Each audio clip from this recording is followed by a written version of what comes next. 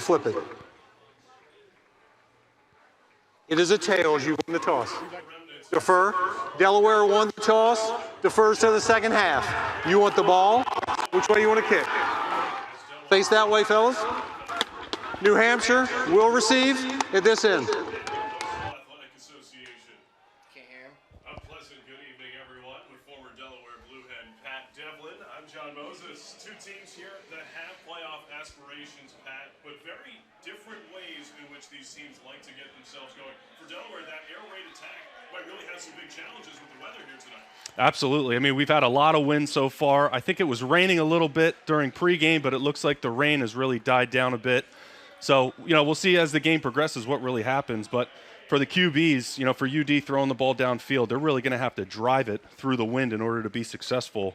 The wind kind of plays into New Hampshire's hands a little bit. I think they really are a run-first operation, and when they do throw it, they're more in the intermediate RPO game. So, we'll watch things as it progresses, but it really might play into UNH's hands a bit. Yeah, UNH, their offensive attack is very much centered around running back Laube, and, Pat, he is the type of guy that is almost impossible for opposing teams to stop.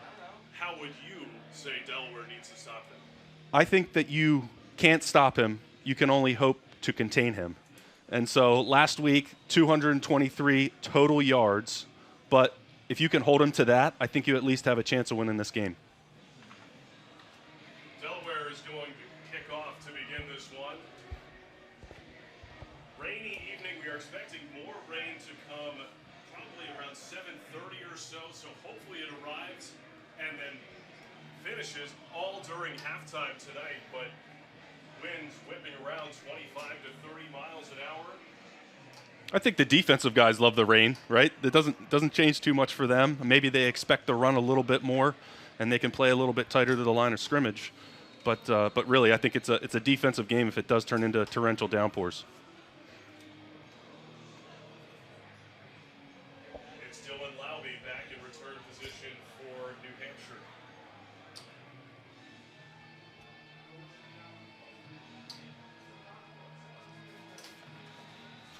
And we've got our first wind stoppage of the night as the wind blows it off the tee. I mean, Pat, it's good to see Delaware's already going to send another player in and not give it another shot. Feels like that's going to be how it plays all day in the kicking game. Yeah, you got to give it a try early on in the game, but after that first try, get the guy in there and hold it.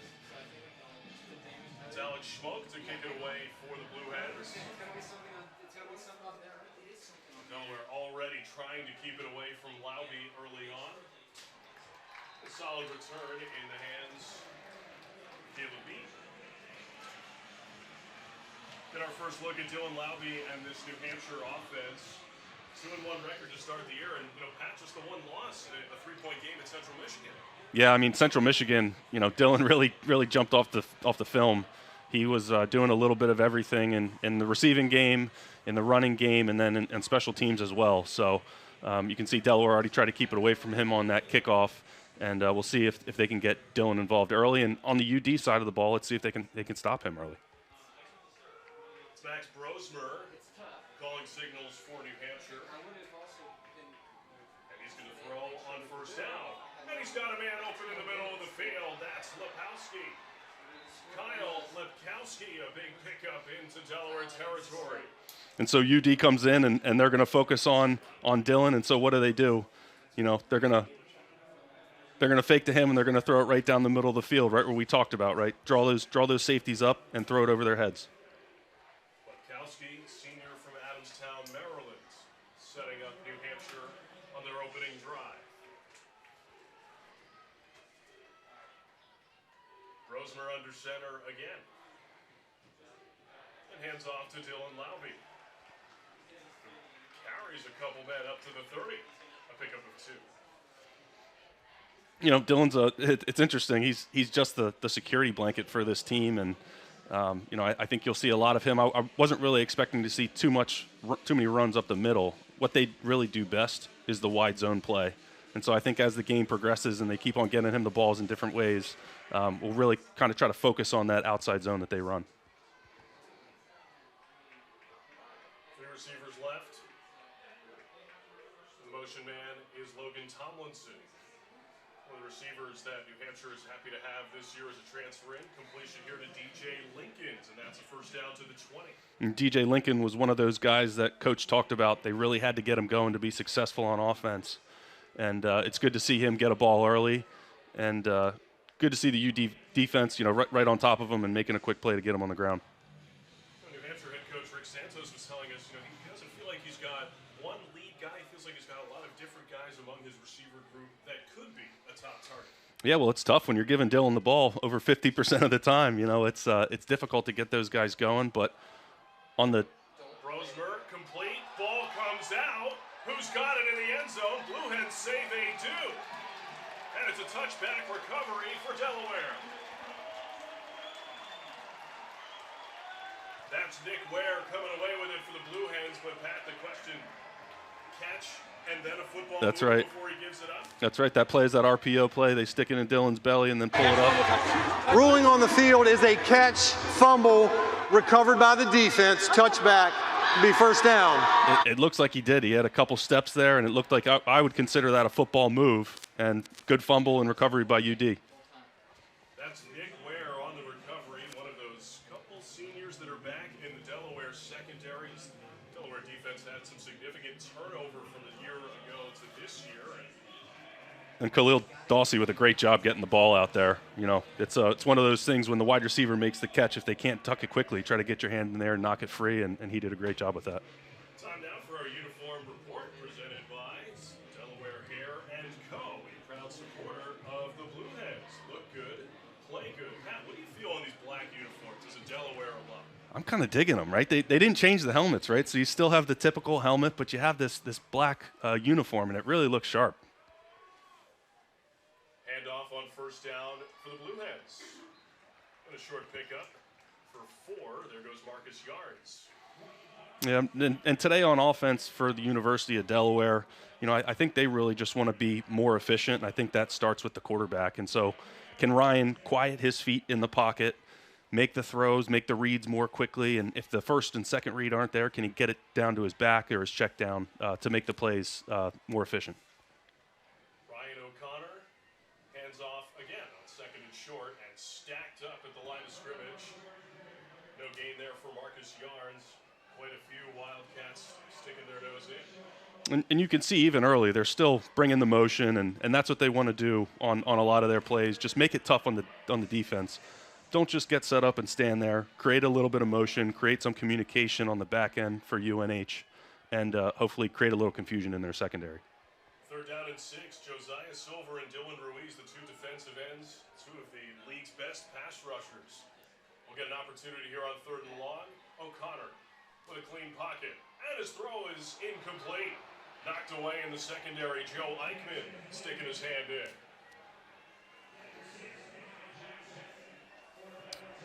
Yeah, I think it's unfortunate they weren't able to come down with that one, but I think it was good start. Ryan gets back, gets the ball out on time. UD just wasn't able to bring that in. But the kicking game is going to be a factor today. These winds whipping across the field pretty much from sideline to sideline, gusts 25 miles an hour at least. It is Ryan Kost to kick it away. And it's Dylan Laube in return position for New Hampshire, and play clock becoming a factor here. Delaware not on the same page. They're going to take a timeout here on special teams. Prior to the flag, first charge timeout, Delaware. Yeah, that's Media one of those. timeout. Well, a scoreless game early on a windy day at Delaware. Wildcats coming into possession when we come back.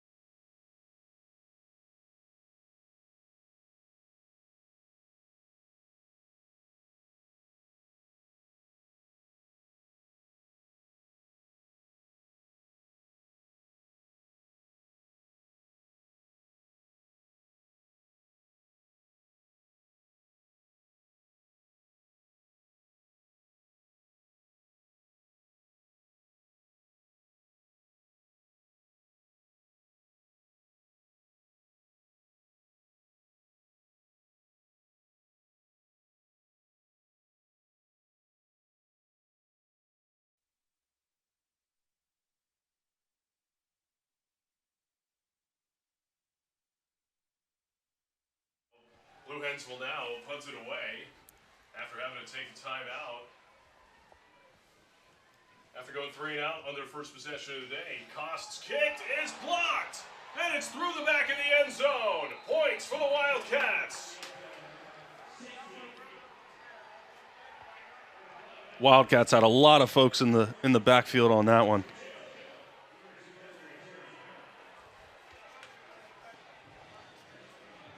Rush coming from the right side of Cost, and not quite. Couldn't see convergence at the punter. That looked like Josiah Silver, actually, who got his hand in on it. And New Hampshire with the early play on special teams, and Pat, over the years, it's always plays like that in close games. These are 2 evenly matched teams here today, and it feels like special teams can be a determinant here today. Yeah, you have UNH going on a 3 and out early, then UD goes on the 3 and out, and obviously gets the punt block for the safety. And momentum is real in anything we do, and especially when you're in a high emotional state like these games. So already through these first couple minutes here, this is playing out exactly how New Hampshire was hoping, because they're going to get possession right back after ripping off a couple of big plays on their opening drive. Yeah, they'll get the ball back here, and it might have been off the Delaware.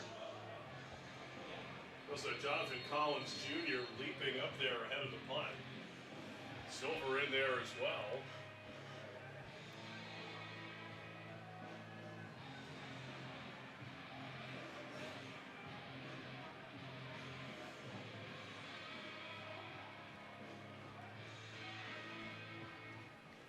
Delaware sending it away. Laube coming up. He's got it at his own 25. Dylan Laube breaks through a couple tackles and is into Delaware territory. And you can just see it right there with a little bit of steam. He's really tough to bring down, and is really great at running through some contact and making some after contact yards.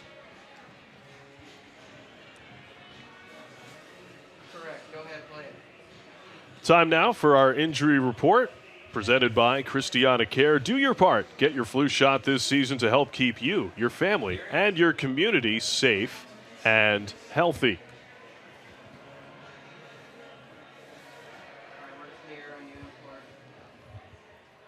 And Max Brosner back under center for the Wildcats. Play action for Laube. Brosmer spins out of it. And he's got first down yardage. Brosmer ducks out at the 25. It looks like there's a flag down in the secondary. Probably a UD pass interference. Holding. Defense, number 4. Penalties the clock. Result of the play, first down.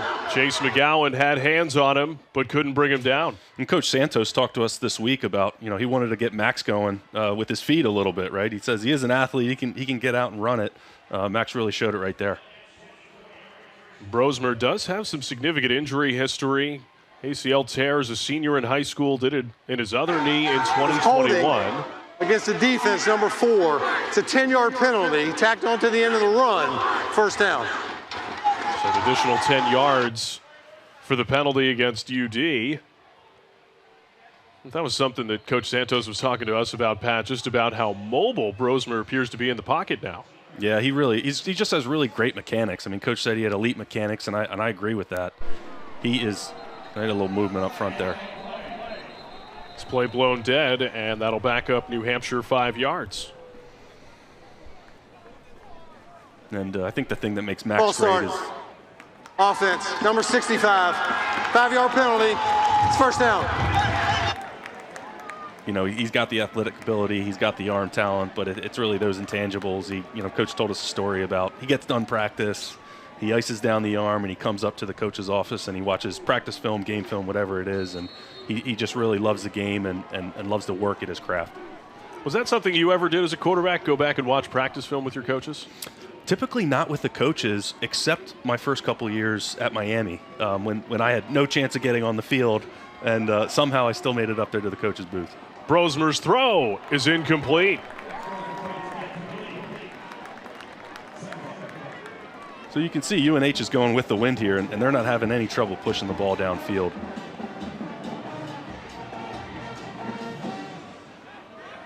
Trying to go back to his big tight end, Kyle Lipkowski. Those guys hooking up for a big pickup on the opening drive. And Tyron Herring with great defense there against a much larger, tight end, and doing a great job making sure that completion didn't happen.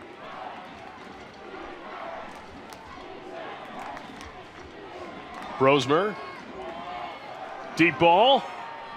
Some contact and a flag is out.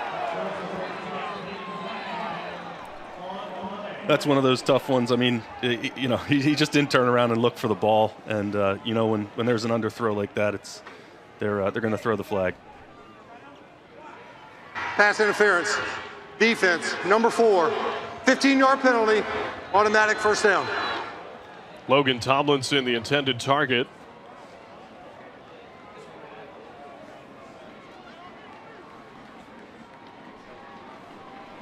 And UNH up to the 4-yard line for a first and goal.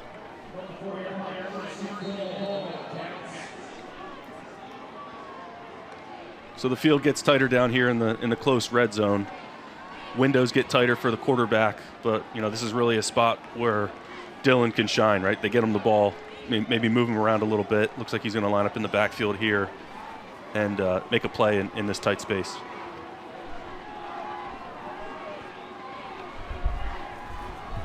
Brosmer under some pressure. His throw goes through the hands of his receiver, Ramshaw.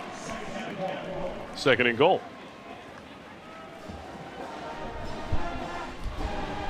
Good pressure in Brosmer's face right here.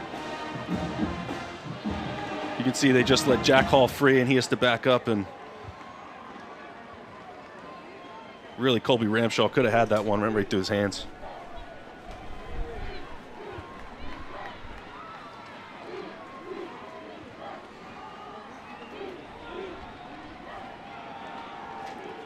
Play clock already down to 10.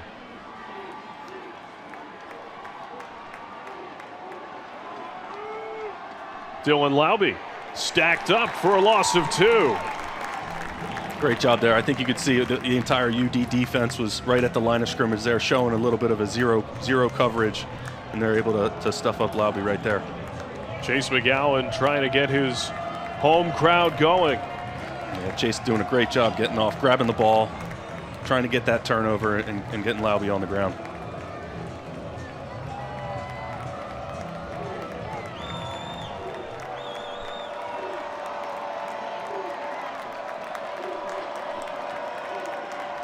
Play action to Laube. Throw is incomplete in the flat. And the Delaware defense stands up, but Pat, question mark here. Do you take a chance with a field goal given the wind? I think you're close enough. It looks like they burn them out onto the field, and this is one of those where it's an extra point, so you're hoping you can get that extra point. So what really makes this tough here, this throw, is he's having a tough time getting his feet set, and you can see he's still backing up as he throws that, and it leads to an off-target throw, and Ramshaw's not able to come down with it. Nick Mazie, sophomore, on to try to put it through out of Brosmer's hold. And UNH has a 5-0 start. Great job by the UD defense there, just bowing up, and like I said, it's one thing to move the ball down the field, it's another to get it in the end zone. And with UNH's history, they have 11 trips to the red zone so far this year, 8 touchdowns, 1 field goal, and so they're 9 of 11 overall. But it's good to just hold them to a field goal there and kind of stem some of that momentum that seems to be on their side right now. That Delaware defense led by defensive coordinator Manny Rojas' 4th year as the DC, one of the couple of guys that have held over from the previous regime, and under Ryan Carney, his 2nd year. It's interesting to look at this Blue Hen defense. You got a lot of guys in new spots, but you still have some familiarity with Dylan Traynor in the middle because his older brother was the starting middle linebacker the last couple of years. Sure, yeah, and I'm sure he's the glue, but I think more for Delaware, anyone they play against is kind of the fact, but they run this 3-2-6 that I don't know how many other teams in the country are running it, and so there's a little bit of this feeling out period probably for the UNH offense to try to understand, like, look at all the DBs they have out on the field. Like, what are they doing? Where, how are they rotating, right? It's not as simple for the QB. And the offensive linemen, whoever's calling out the mic point, they might even be looking at the secondary and going like, look at all these numbers, look at all these DBs. How do I factor in who's a linebacker, who's a defensive back, and so I think those are all the things that it probably becomes more obvious as they go through the game. But initially, when you got a little bit of jitters, a little bit of nervousness, it can be one of those things that takes some time. Now, an area for growth this year for the Blue Hens has been the addition of Joshua Youngblood in the return game. This is JoJo Bermudez, and he is stacked up at the 10-yard line. Terrific coverage from UNH. JoJo's got great speed, great quickness. He's one of those guys that I really love to see them get him the ball in some space to be able to make some plays for the UD offense.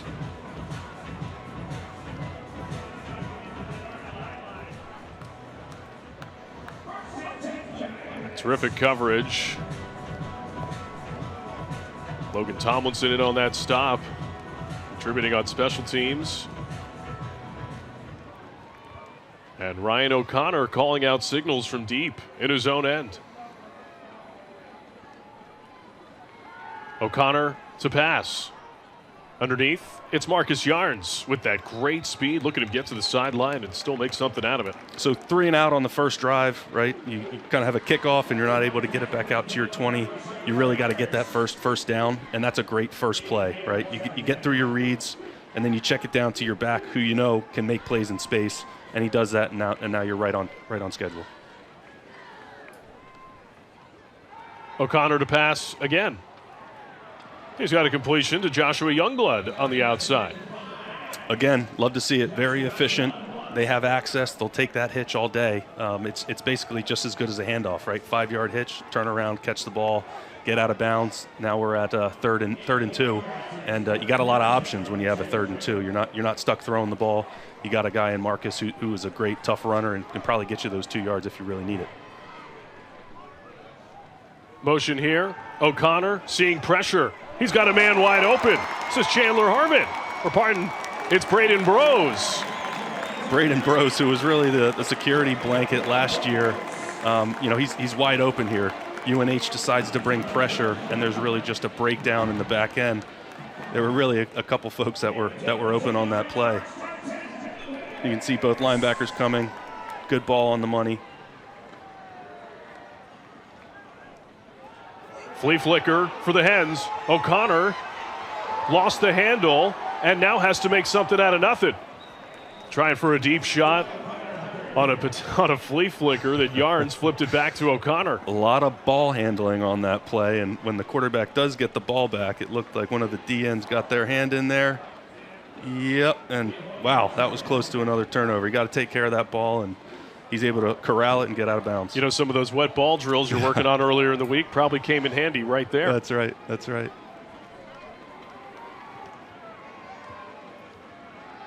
O'Connor on a 2nd and 9. His throw incomplete. Youngblood the intended target. Contact at the top of the route. Another good job seeing access there and trying to make a throw. I think what's been interesting in this drive is that's now the 2nd time that UNH has brought both linebackers and pressured. I think that's something that we really hadn't seen in a lot of film, and so we'll keep an eye on that as we progress through the game and see if they want to make Ryan make quick decisions. Looks like here they come again. O'Connor checking out of it. And again, a big blitz. O'Connor is down again. I think that's the challenge of 1st and 2nd down. You're not getting too many yards, and it enables the defense to get multiple and put a lot of DBs on the field and come after you in a lot of different ways. And you see there's some defensive linemen dropping out. There's some DBs attacking, and they're able to get home. Safety Zidane Williams takes down O'Connor and forces a Blue Hens punt. So let's see if they can block this one up.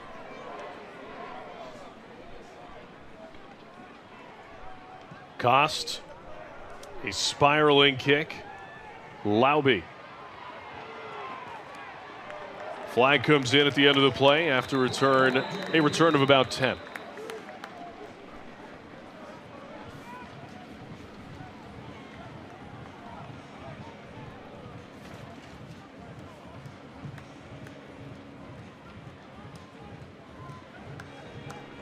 Just under 7 minutes to go in this opening quarter.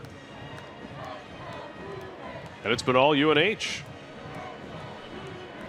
I think so, but 5-0. I think we got a. What would you call that? Is that a baseball score? I don't even know what kind of score that is. Well, 5 is really there the are 2 Vegas fouls zone. on the return team. During the return, holding number 7. That penalty is declined. During the kick, holding return team number 97, 10 yards from the end of the kick, it's first down.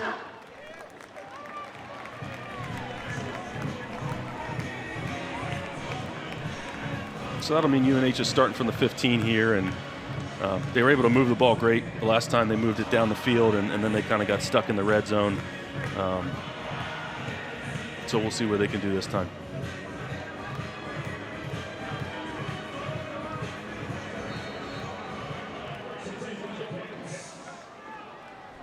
So Brosmer, a first down play from his own 15.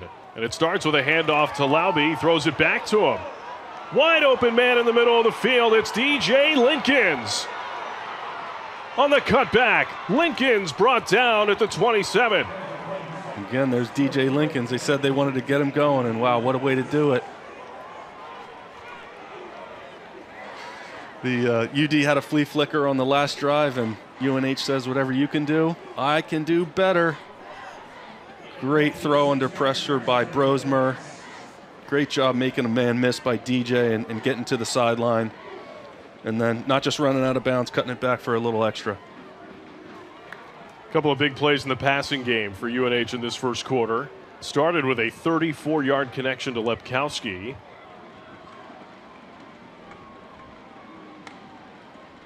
Brosmer with a clean pocket. And his throw is through the hands of Linkins.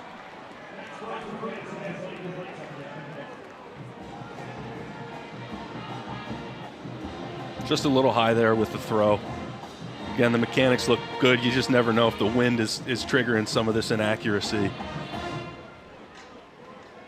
We've got the windows closed up here. Well, you know, I'm curious, Pat, what are some ways that you were able to counteract windy days when you were playing quarterback? Yeah, there were a lot of them here at UD. I mean, you just really want to drive the ball and push the ball through the wind, and you got to, you just can't be throwing it all over the field. But there's some ways to run some shorter routes and. Wow. Linkins takes a massive hit from Chase McGowan. A pickup of 8. Yeah, big hit from Chase there.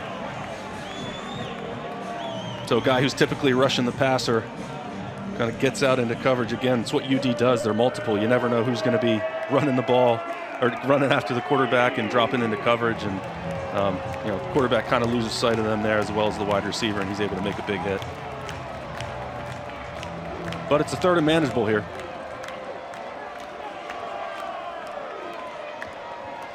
I think this is a 3rd and 3. You can probably run it here because who knows if you want to kick it with the wind. So possible to just run the ball here. And Rick Santos wants to talk it over. First charge timeout, New Hampshire. It's so interesting. There is such Media timeout. Connection between these two coaches, which we can chat about more when we return. A key third down coming up for the Wildcats.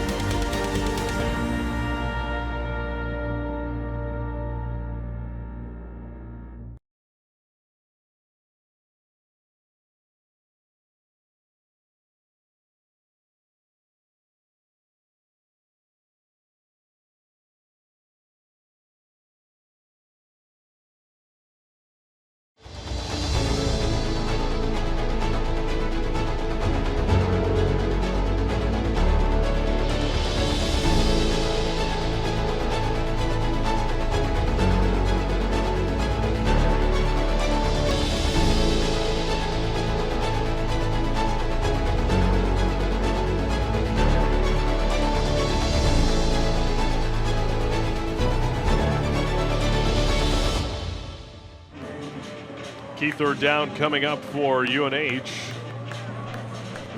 And Pat, you know, we were starting to talk about some of the intimate connection between these two programs when Delaware head coach Ryan Carney took over as the offensive coordinator at UNH. His quarterback was Rick Santos. Yeah, a lot of connection, and talking to them this week, you could tell that they were really excited to play one another. Brosmer on 3rd and 3. Complete into the flat. That is Joey Corcoran for a first down. So again, 3rd and short, you know, really gives them a lot of options here. And it's a great job by Max Brosmer, just getting the ball out to the flat where he knows he can get a first down. Good play design. You catch that ball beyond the sticks, and you're able to get hit and still make the first down. And now they're in the red zone again and approaching that kind of low red. And we'll see, you know, what the offense looks like as they get down to this tight space.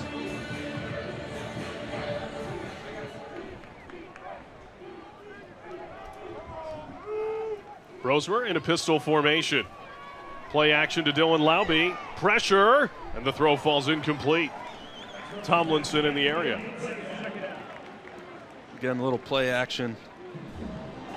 Really trying not to feature Dylan Laube too much, at least early on here. And Max Brosmer with a good job, just getting rid of the ball and putting it in a place where no one could catch it.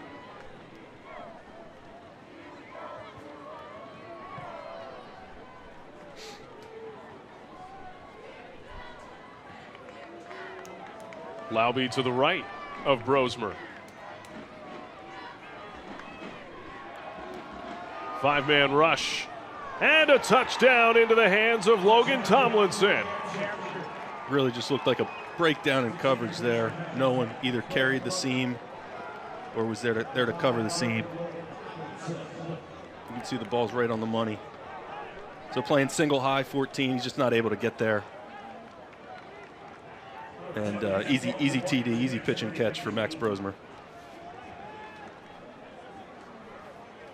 Logan Tomlinson, what a leader among this receiving group for New Hampshire, transferring in from Wesleyan. Been a pleasant surprise for UNH this year.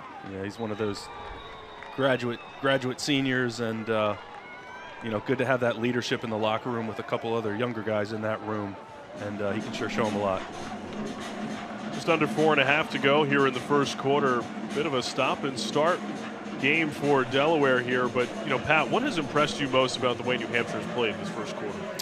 I think they were kind of a lot different from what we had seen for the first 3 games, right? They're really trying to push in the ball down the field. They have the trick play with the flea flicker, and it's not all about Dylan Laube, right? They're really spreading the ball around, and when you come in kind of saying, hey, we're going to focus on Dylan Laube, and then they're throwing it to every other target that they have, it can make it difficult. Bit of a stop and start first quarter here for the UD offense, where they're going to get another chance here. Sort of one sustained drive that stalled out. And this is such a speedy group offensively for Delaware this year. UD head coach Ryan Carney telling us that it's maybe the fastest group he's ever had a chance to coach. And so, you know, slow start here. I'm sure it's not the start they wanted, but how do they get on track? It's about getting that first down. And I know Carney likes shot plays, but last drive was really that 3rd and long was a tough one. Stay on target early, and try to make it easy on yourself when you're trying to convert those 3rd downs. And something that Coach Carney even talked to us, just avoid those 3rd downs altogether, right? You have you know, you got some really talented guys on there with a ton of speed. Can you do it on 1st and 2nd down and not have to wait till 3rd down to get that 1st down?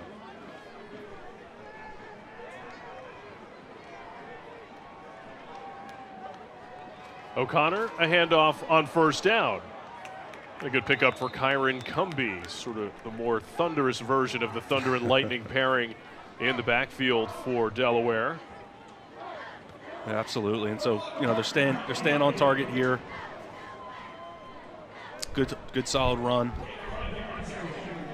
and you got a lot of options here. 2nd and medium, you can throw it, you can run it. Right back to Cumbie, the Illinois transfer, and you've got that speed for Kyron Cumbie into UNH territory. Great example of that outside zone that we might see from UNH later today, and UD really runs it to perfection. Running back's taking a couple steps past the mesh point. Some really great blocking up front by the big fellas, and they're able to get out to the sideline and then don't step out of bounds, get a couple extra yards, and finish the run. Cumbie over 600 yards a year ago, and he's got a third straight touch up to the 45. And you love that about this offense. They have a big play. I think that would be considered an explosive run, and they get right back on the ball, and they're running it quickly again. I think it puts a lot of stress on this UNH defense, and I think, you know, you might not feel it in the first quarter here, but as you kind of get into the second, third, fourth quarter, you know, can you see that UNH defense wear down a little bit, and then you can start to pop some really good runs. If there's one thing to know about the UD offense, anybody can game break among this skill player group. That is Bermudez in motion, and he's got it here on a jet sweep. JoJo Bermudez up to the 40.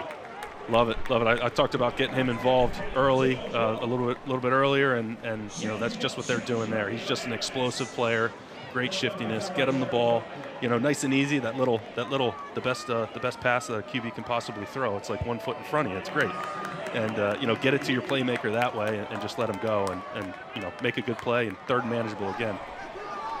3rd down and 3. O'Connor airing it out. Bermudez nearly had it again. Almost. I think someone may have jumped off sides there, and that was just one of those where the center snaps the ball and then they take a shot downfield. It was really like no one moved on the offensive or defensive line. Well, you had some movement up front there near Neil Politano, defensive tackle, but didn't actually enter the neutral zone. Here's a 4th and 3. O'Connor on the rollout, and is high, intended for Chandler Harvin. Yeah, just off target there. Flag comes in after the play. Harvin mixing it up in the UNH sideline.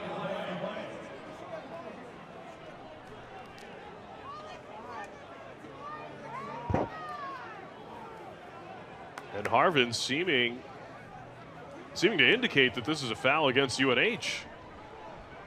The result of the play is an incomplete pass. It'll be 1st down for New Hampshire.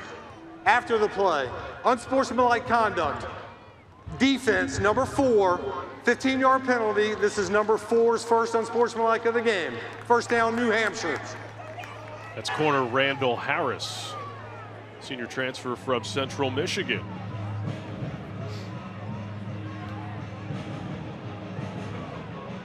I think he was just telling him that was a turnover on downs, and that's probably bad. It backs UNH up to their own 25-yard line with 2:11 to go here in the first quarter. So I think for the UD defense, you know, how do they stop some of these explosives now, right, and not lose track of Dylan Laube? You know, I think they've lost some guys in coverage, and maybe UNH has done some things that they hadn't seen on tape, but can they settle in and cause another short drive here for UNH?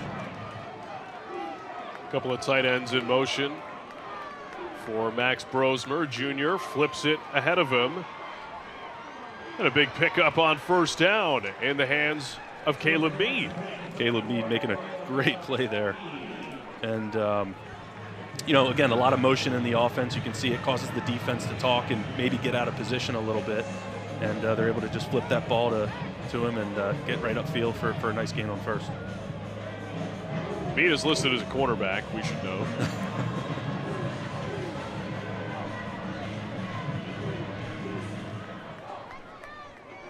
It's a pickup of 15 on 1st down.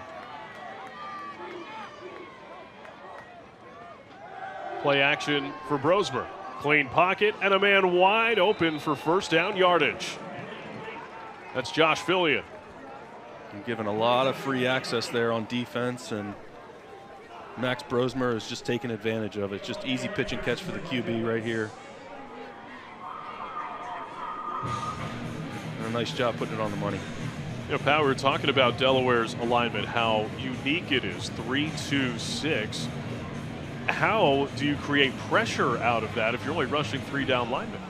Well, it's one of those things where you can bring four-man, pressure most of the time, right? It almost looks like they're in a four-man front right here.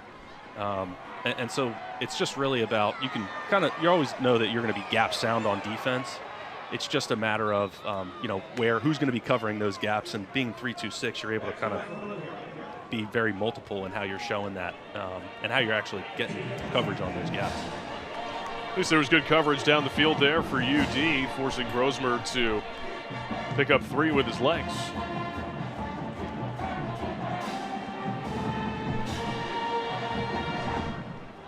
First time across the 50. Sometimes when you get a drive and you're across the 50, the coach will just say, hey, I want to take a shot here. I don't know if 2nd and 7 is the right time to do it, but sometimes that's an offensive coordinator's mentality.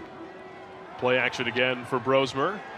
And he's flushed from the pocket. Completion underneath. It is Fillion. Big pickup for Josh Fillion. He's into the red zone for UNH. Max Brosmer, again, doing a great job. Kind of had pressure up the middle. Coach talked about his pocket presence. You see he's able to make the quick fake here. Chase is in his lap, and he's able to move and make a great play outside of the pocket. It's one of those great plays on the move that UNH has seen all year long from Max Brosmer. A first quarter going right to plan for the Wildcats. They've got a 12-0 lead at the top.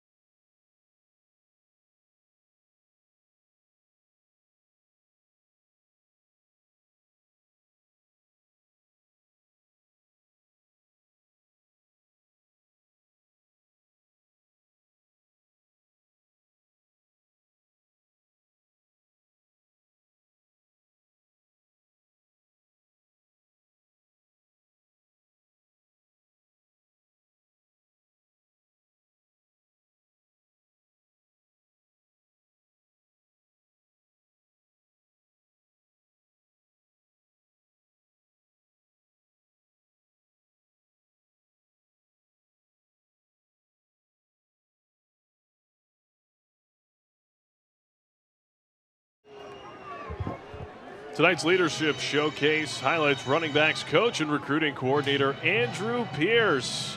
Sponsored by Eastern Seals Delaware and Maryland's Eastern Shore, celebrating 75 years of creating an inclusive community. And we're just getting started, but you and AP go way back, partner. That's right. That's right. I mean, AP is he was my running back, right? I mean, that's kind of what I said when we were getting prepped. And what a great guy, and it's great to see him back here at UD, back at his alma mater. And I know being in that room, he can just relate really well with those guys. Second look at Brosmer's incompletion to open the second quarter. Ineligible receiver downfield, offense number 84. He was covered up. Penalties declined. Result of the play, second down. Penalty on Lepkowski. So I think AP can really relate to those guys in the room, and he can really get the most out of them. And you just see the way Yarns and Cumbie run. I mean, they really embody everything that AP was when he was here and a runner. I think I looked up AP stats: 930 career rushes, 4,459 total yards. I think he's one of those guys where if the guys are giving him a hard time in the room, he just puts on the film and says, "Watch, right? I did it. I know what I'm talking about."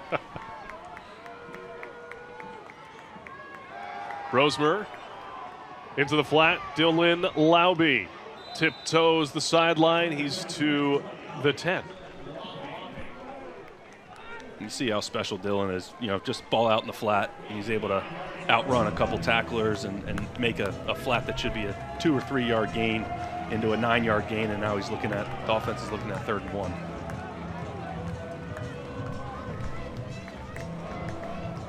Laube, player who really put on some muscle in the last offseason. Coach Santos telling us he's very serious about his craft, that he hopes to have an NFL future.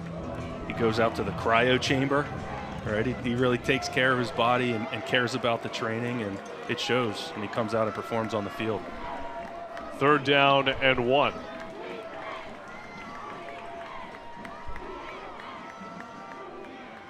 Play action. Brosmer looking for an option and throws it at the feet of Corcoran. Again, Max Brosmer doing a great job keeping the play alive. He had to move around a little bit, and his guys were really working to get open, but he wasn't able to find any of them. See Jack Hall again in the backfield. You'd love to see him keep contained, but he does a good job making a move, and they're able to force a 4th down. 4th down and a yard. UNH is going to go for it at the 10.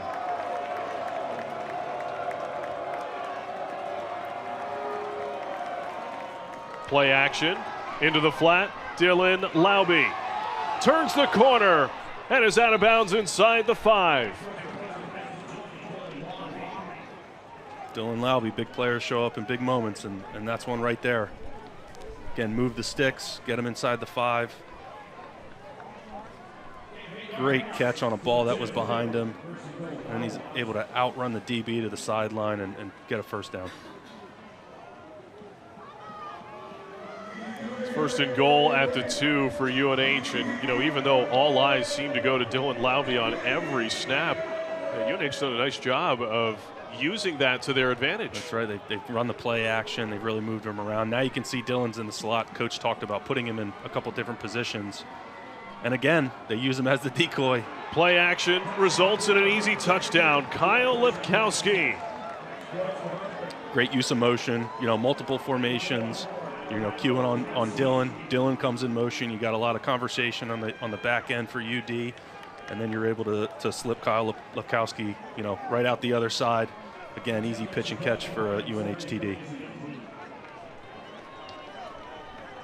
Boy, what an interesting design from UNH, sending all of that flow to the left side. It's almost like a mesh route underneath right in front of the quarterback. That's right. And I'm sure Coach Santos loved to see it, and he talked a lot about Brian Scott. Extra point is no good from Nick Mazie. Brian Scott's a guy, 2nd year, kind of does a lot of similar stuff. Gonna look at this replay. That's a sense of the wind. That is certainly the direction it's going today.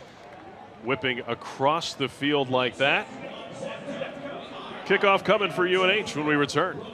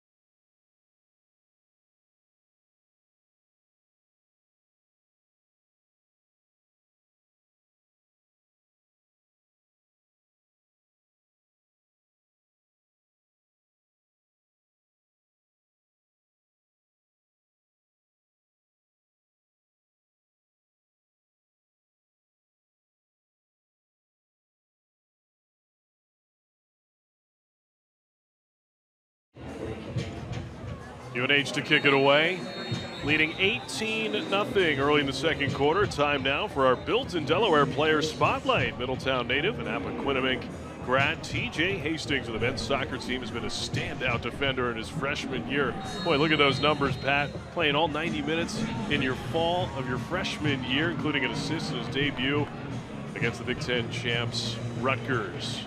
Iron Source, the most reliable choice for new and used construction equipment sales, rentals, and service. Squib kick. Return for the Blue Hens in the hands of Bermudez, who cuts back. And he's still alive. Look at JoJo Bermudez with his speed. He might have something here. And he gets to the 43. Great way right there to get the kickoff, and you almost flip the field immediately, right? You get it out to over the 40 and maybe get a little momentum for this UD offense to take advantage of. Again, JoJo showing up. He's an explosive player. Boy, what a pick your poison for UNH's special teams. You can either kick it to JoJo Bermudez or Joshua Youngblood, who, by the way, was the Big 12 Special Teams Player of the Year in 2019. Right. That's right. There's no right answer. Handoff on first down. And a good-looking hole for Marcus Yarns, who delivers at midfield, finishing his run with authority. And that is something that Yarns has really grown into here as he takes the next step this season. Finishing the run is right. Watch this. Put his shoulder down and finish it. I know AP standing right there on the sideline. He'd love to see that. 2nd and 3 for the Hens, looking for some momentum here in the second quarter. Play action. Ryan O'Connor to the far side. Here's Chandler Harvin. Ooh, what a move. Harvin across the 40. So I think Ryan saw access there, and he was able to take it and get the ball into Chandler's hands early. And again, Chandler Harvin doing a great job getting the ball. See here, a quick little fake, and get that ball out of your hands to your playmakers. Chandler Harvin making one guy miss, 2, and then get upfield and get some yards. Harvin brings so much experience in this UD offense under Ryan Carty at Sam Houston State. Handoff here, and around the left side, Marcus Yarns. Another punishing finish to his run. He's up to the 29. Now you're feeling the momentum. You know, one after the other, you kind of string them together and get some momentum going on your side. Here, it looks like there's an unblocked man, and Marcus Yarns just runs right around too. I mean, that shows how athletic and how gifted he is. Yarns, 6th-year running back from Salisbury, Maryland. He's got 2 50-yard rushes already this year. O'Connor. Pass into the flat is dropped. Kim Wemberly for those key targets. Marcus Yarns' longest was 66 at Penn State, right? He can do it at any level. He's a really special player, and again, it's this offense is a great offense for him because you can put him out in the slot, you can bring him back into the backfield, you can motion him around so that the defense can't key on him. But offensively, he's one of those guys that you want to get as many touches as possible. Kyron Cumby is the one in motion. He comes to stand next to O'Connor. 3rd down and 1. Cumby with it, and he's in some trouble. Kyron Cumby loses a couple. Terrific play in the backfield. That's Tim Bonagura. I think from a strategy perspective, you saw that wide bunch out to the right, and they're trying to run the ball up the middle. And Kyron just sees a flash of white and tries to bounce it outside and isn't able to make anything of it. But I think Ryan Carty here, he loves going forward on 4th, and I think we're going to see that happen right here.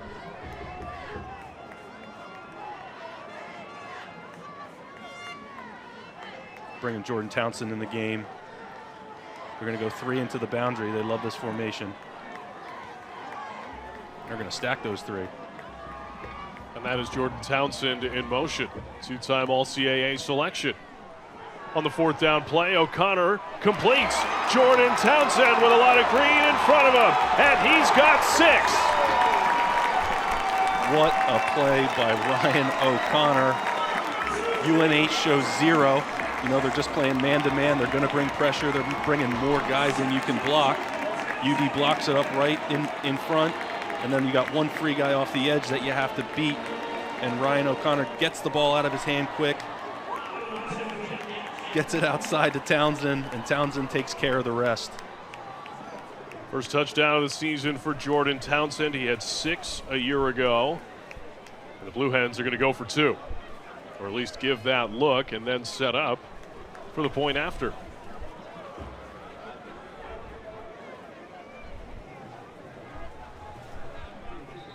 Play clock expired before the snap. Delay. Offense. 5-yard penalty. Retry.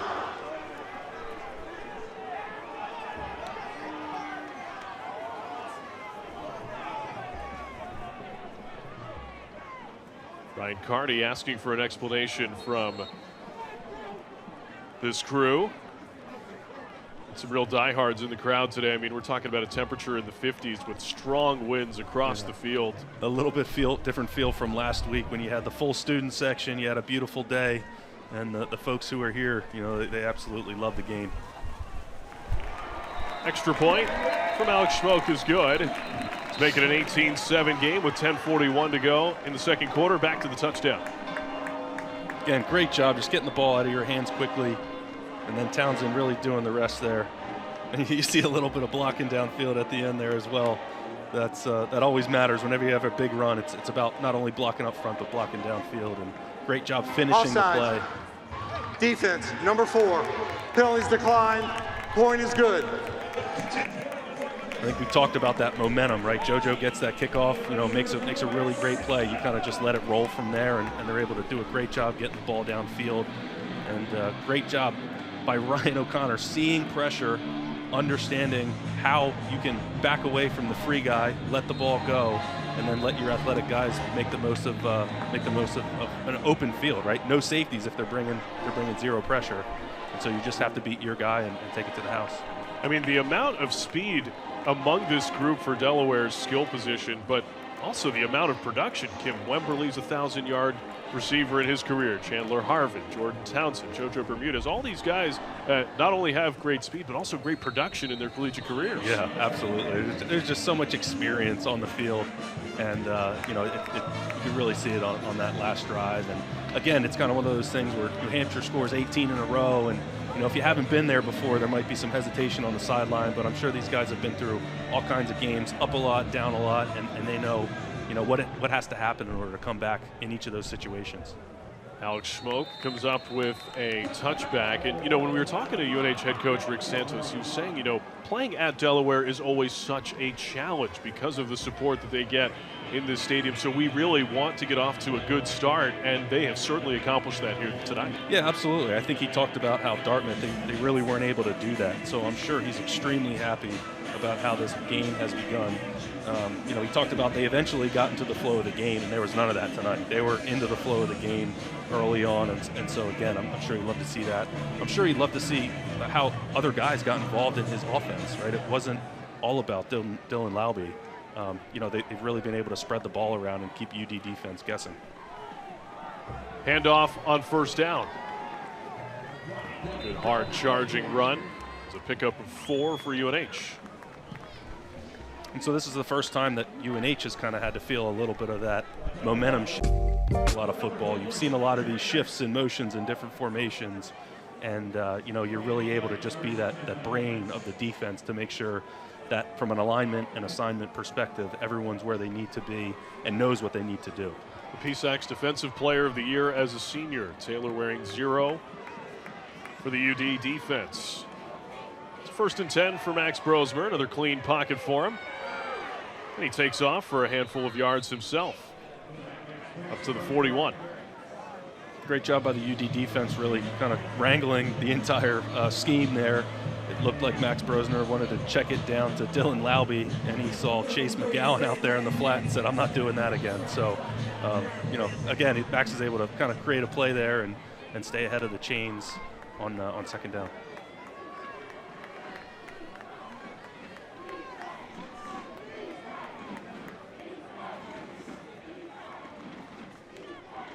Fillion in motion. Play action again. Brosmer complete. Joey Corcoran into UD territory. Again, this is more of the offense that I think I was expecting going into the game, right? Not a big chunk play team, but they're able to catch the ball and run with it after maybe a short throw. And that's kind of what you see here early on. Some good efficient runs, some good efficient passes, and now again they're across the 50 into UD territory. Max Brosmer over 220 yards already through the air, and just about half of that yards after the catch by his receivers. Yep. I mean, he's done a great job putting the ball where it needs to be, and then the receivers obviously have had a lot of space, right? That flea flicker, just a lot of space to run with it after they catch it. Handoff on first down out of the pistol into the hands of Dylan Laube.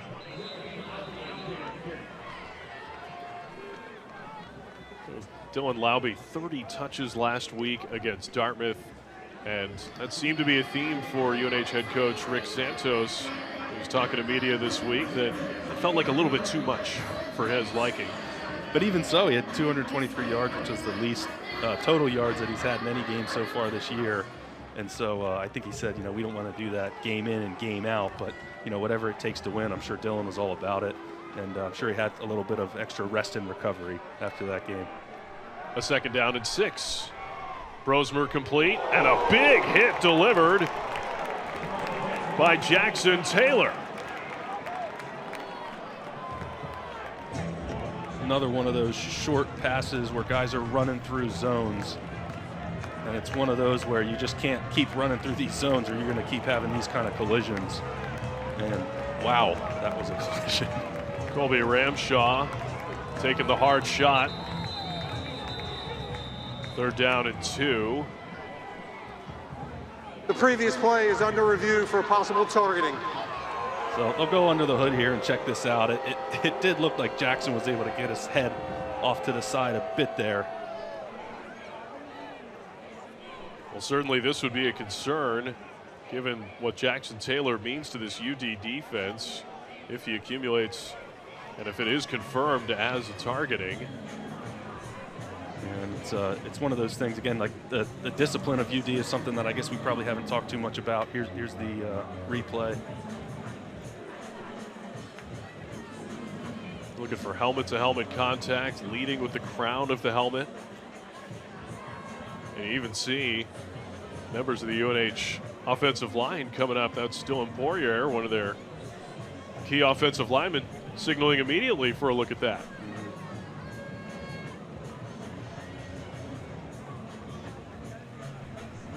Well, this is a key moment here for UNH because it's an opportunity for them, if this does confirm as targeting, to continue to munch up this clock here down the stretch of the first half. Yeah. Coach Carty talks about how time of possession isn't really one of those metrics that he really keys on. But the fact of the matter is, if you don't have the ball, you can't score. And so UNH has done a pretty good job possessing the ball here and obviously moving it down the field and getting it to the end zone. And, giving away a 15-yard penalty and then losing one of your guys in the middle is obviously a big loss if they do uphold this targeting call. Looks like they're taking their time, so maybe it's not as cut and dry. Well, certainly they have access to more angles than just the one replay that we've seen here, but the potential loss of Taylor would be significant, especially when you're talking about trying to contain one of the best running backs that UD is going to see on their schedule all year.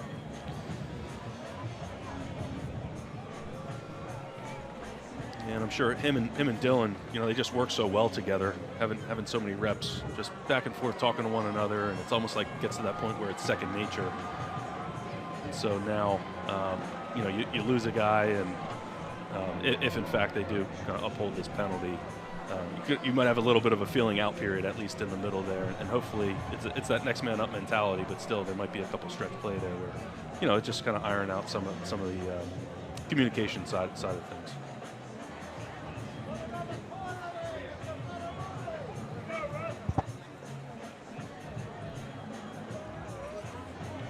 Well, it looks like we have a decision here.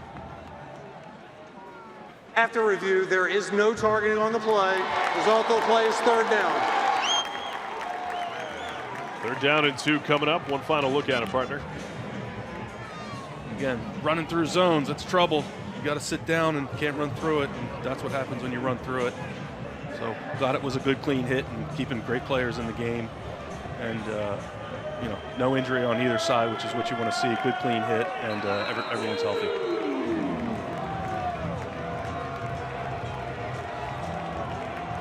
Third down and 2. Max Brosmer in shotgun. 228 and 2 touchdowns already on 15 of 22. Pressure coming. Pass is tipped and caught by Tomlinson. It looked like Ty Davis got a hand on that, and they were still able to corral it. UD brings pressure here. Max Brosmer with a good job getting the ball out of his hand quick. And Logan Tomlinson doing a great job. I think that ball was tipped, and he was able to still come down with it. I mean, how about that type of concentration from your receiver? What it is so hard when the ball just changes. I don't care if it's a tiny tip or a big tip. It just shocks you almost when that ball's coming at you and it changes flight. Brosmer. Pass is incomplete, intended for Corcoran, who was open. Yeah, Corcoran was open, and they let Kyle Lepkowski free too, right down the middle of the field. So again, you kind of go back to that communication. See, I think the throw was just a little bit off target. Again, good pressure by UD. He's not sitting back there all day. He does have to get the ball out of his hand, and I'm sure he's feeling that, right? Just you throw the ball and you just get that little hit, right? You're like, all right, I'm getting rid of the ball at the right time, but I know I can't hold on to it any longer. So let's see if UD can bow up here. 2nd and 10.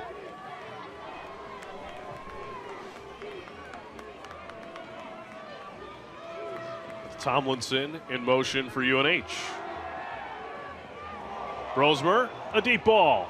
Some contact, and it's incomplete. Again, good job by the UD front four, really just being able to run a game and get pressure to Max Brosmer. You can see there's a little stunt on both sides here, and they're able to really get home. And again, Max gets it off, but he really is going to feel that hit, and he knows he can't hold on to it much longer. Khalil Dawsey in coverage for UD. 3rd and long coming up. So 3rd and long, are they going to think players not plays here and try to get the ball to Dylan Laube?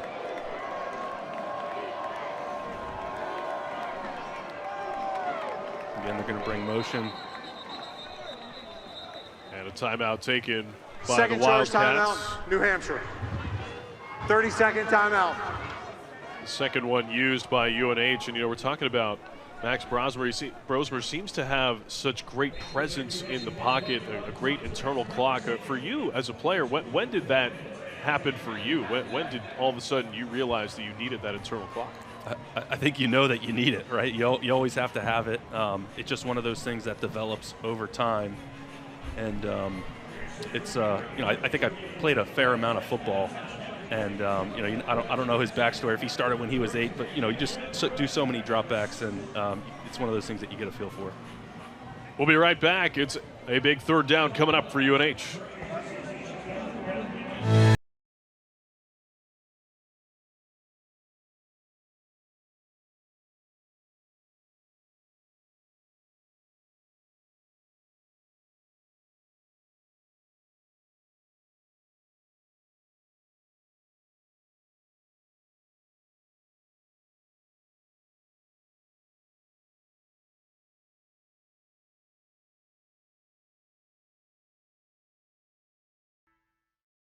With Chevy Silverado and Silverado HD, you can take on the mountains, or you can move them. With the power of up to 36,000 pounds of max available towing and the confidence of an available 13.4-inch diagonal touchscreen. Whatever your mountain, there's a Silverado for you. Get 0% financing plus make no monthly payments for 90 days on all Silverado 1500 pickups. Plus, get $750 cash allowance on this Silverado. Find new roads at your local Chevy dealer. For over 40 years, Delaware Hospice has helped families cope with the overwhelming stress that accompanies a loved one's serious illness. Our team of compassionate experts gives you the freedom to focus on what matters most, spending time with loved ones. Our community outreach programs provide non-medical resources during a serious illness. And if you need in-home support during treatment, our palliative care team will work side by side with your physician to manage symptoms. You can count on Delaware Hospice because we're more than hospice, giving you the freedom to focus on what matters most. Big third down coming up on a chilly night in Newark. So you could see what they did before that, before they called the timeout there. They brought a little bit of motion. It looked like they were trying to identify what UD was doing on the back end. It looked like they were playing man because the safety ran with that motion. And so we'll see if they bring some motion again. That's Dylan Laube into the slot for UNH. Brosmer in some trouble. Brosmer is down. Jackson Taylor, the first one in, and the Delaware defense stands up. Great job. You could see that Max Brosmer was looking to his right, and I think he was trying to get that ball to his guy and just couldn't do it. Jackson was just in the way there, and great job bringing him down on a really important third down and forcing the punt. Chase McGowan there to help clean it up. And UNH an opportunity to pin Delaware deep in their own territory here. Looks like they are going to show a punt from the UD 39. And this play is blown dead. Second charge timeout, Delaware. 30-second timeout. So second timeout of the half. You know, both of them used on special teams, I believe. It's one of those things that you hope doesn't come back to bite you, but hopefully they get the ball here with 5 minutes and they're able to make their drive, and those two wasted timeouts don't come back to hurt them in the end. It's one of those things that you definitely don't want to happen in the second half. Well, right. We were expecting this game to be close in the first place, and you know, we were talking about special teams off the air before the game this afternoon that, you know, that's probably going to be the factor as this one plays out, and we will see how the weather sort of plays out for the rest of this one. We are expecting more rain to come, and with the wind as significant as it is, just watching the flags right now, it's going to be hard to see if any team can push the ball 20, 25 yards down the field in the air. Yep. But it's a huge advantage here, right? If they're able to pin them deep, that now, you know, you don't know if you'll be able to have that explosiveness to your offense, and so it's just a huge play if you can pin UD deep here. Sean Lehane, the punt. Opportunity. Oh my, look at that one. Running across the goal line. It is down at the 3.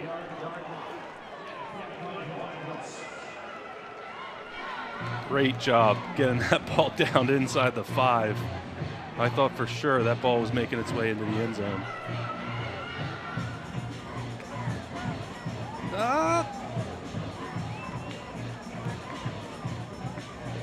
So now you're in backed up.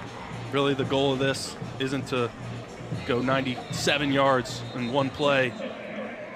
Your first goal really is to just get 2 first downs, right? So I think you can kind of think of this as a 2-minute drive here. You got 4:47 on the clock, but you know, you don't really want to focus on, hey, we got to get into the red zone, we got to score a touchdown. It's really, hey, let's get that first 2 first downs and go from there. Quick throw, Bermudez on the near side. He's up to the 10. Love to see a great drive starter, right? Just get the ball out of the QB's hands quick, get it to a guy who's been making some plays to get today, and make it a positive gain and an easy second down here, 2nd and 3. JoJo Bermudez, South Jersey product, Egg Harbor Township. Delaware head coach Ryan Carty calling him maybe as fast as anyone as I've ever coached. And he's quick too. There's fast and there's quick, and he seems to have both. Play action to Yarns. And a great catch in the middle of the field. There is Braden Bros. What a great hands catch. Down and around the knees. Looked like a little trouble with the snap, but again, you love to see him get the ball out of his hands quickly, and what a great play by Bros. Braden, his brother Finton, starting right tackle for UD. A couple of massive contributors for the Hens. You kind of saw that ball dive. You wonder if the wind had something to do with it. Play action again for Ryan O'Connor. Looking for Chandler Harvin. And it's broken up. Noah Stansberry in coverage. Great coverage there by Noah Stansberry, and I think that's one of those 50-50 balls that UD really wants to come down with. They were able to come down with more than 50% last week, and they're really going to need to come down with some of those in order to win this game. Something that UNH head coach Rick Santos was talking to us about. He said, you know, with all that talent on the outside, our guys are going to have to have short memories. They're going to make some plays. That's right. And so, UD drives down the field, running and passing the ball last drive and come right back and keep on playing defense, right? Keep on doing what you're doing. Maintain discipline, and things will work out. Quick throw underneath. Jordan Townsend. Close to a first down for UD. And they'll give it to him at the 34. Love to see another quick throw. You got some motion. Gonna have to make that defense communicate. And Towson's able to just stretch for that first down. Good job knowing where the sticks were and getting it. O'Connor avoids the free rusher and just has to throw it away. Good job by Ryan O'Connor there. Had a free rusher off of the weak side. You'd love to see him identify that a little bit early. And he had some access on the short-hand side and could have just thrown that hitch. But good job getting out of the pocket, avoiding the rush. We talked about Brosmer's ability in the pocket.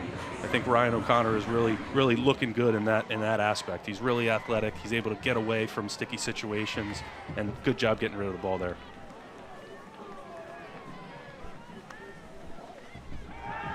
O'Connor doesn't have an option and is pushed out of bounds for a short loss. Close to a late hit there. I think, Coach Santos talks about, staying disciplined, and that's one of those things. You got to stay disciplined there for sure. So again, right there. So second down, 2nd and 10. You're not able to get to your first or second read. Get rid of the ball here, as opposed to taking, a 2-yard sack. Right, those 2 yards, they matter. It's a 3rd and 12. Play action to Marcus Yarns. O'Connor, that ball's caught up in the wind, and it's caught for a first down. Well, I believe a flag did come in on that far side. Hopefully just a sideline warning. You can see that ball did hang up there. Ryan O'Connor. Unsportsmanlike conduct, sideline interference against New Hampshire. It's a 15-yard penalty, first down. All right, so that's going to put UD in a great spot here. Big play plus the 15 yards, getting them close to red zone here. I know Carty's got the full playbook open here. You're not in the red zone yet, so you're not too compressed from a field perspective, and he still has basically the full playbook available. Another big play for Jordan Townsend. His 4th first half reception.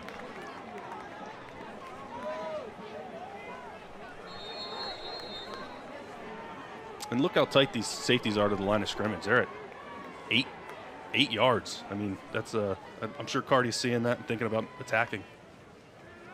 O'Connor shovels underneath. Marcus Yarns still on his feet and leaps into the end zone for a touchdown. What an explosive player.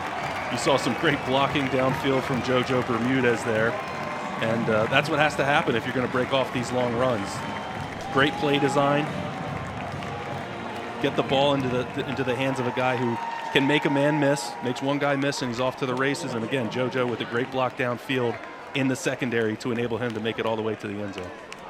It's the 5th touchdown of the season for Marcus Yarns. So 5-point game, going for 2 here to make it 3.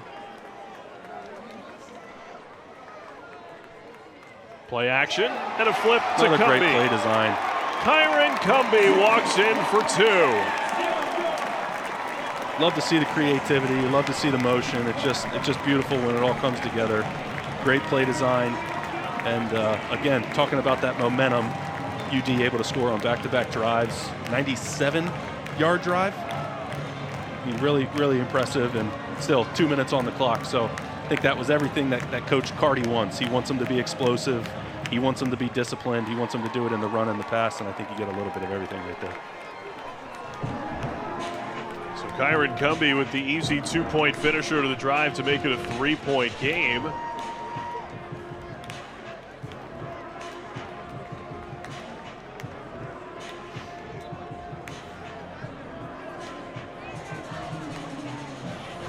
It's a great look at it. Yeah, there's just nobody out there, right? You have everyone on the right-hand side. You're bringing the one guy who's on the left in motion to the right-hand side, and you're able to kind of show off to him and then flip it out to Cumbie, and it's a walk-in. Well, some real diehards hanging in tonight. It's a chilly night to be out. Winds whipping across. So UNH has one timeout here. They're in a true 2-minute, depending on how this. Oh, win game, baby, win game. What was maybe the windiest game you ever played in? Rhode Island. Rhode Island in this stadium. I remember I tried to throw a ball to the sideline, like you typically try to throw it within 5 yards of the sideline, and it ended up in the numbers.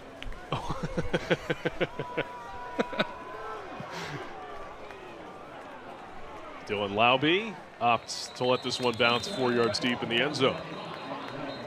I guess we'll have to go and take a walk at halftime to see if it feels as windy tonight as it did that night for you against Rhode Island. I mean, I had to convince you to close the window. I figured you could tell I'm already scarred by that experience. So, well, I figured it was just because you came underdressed to tonight's game. That's right. That's right.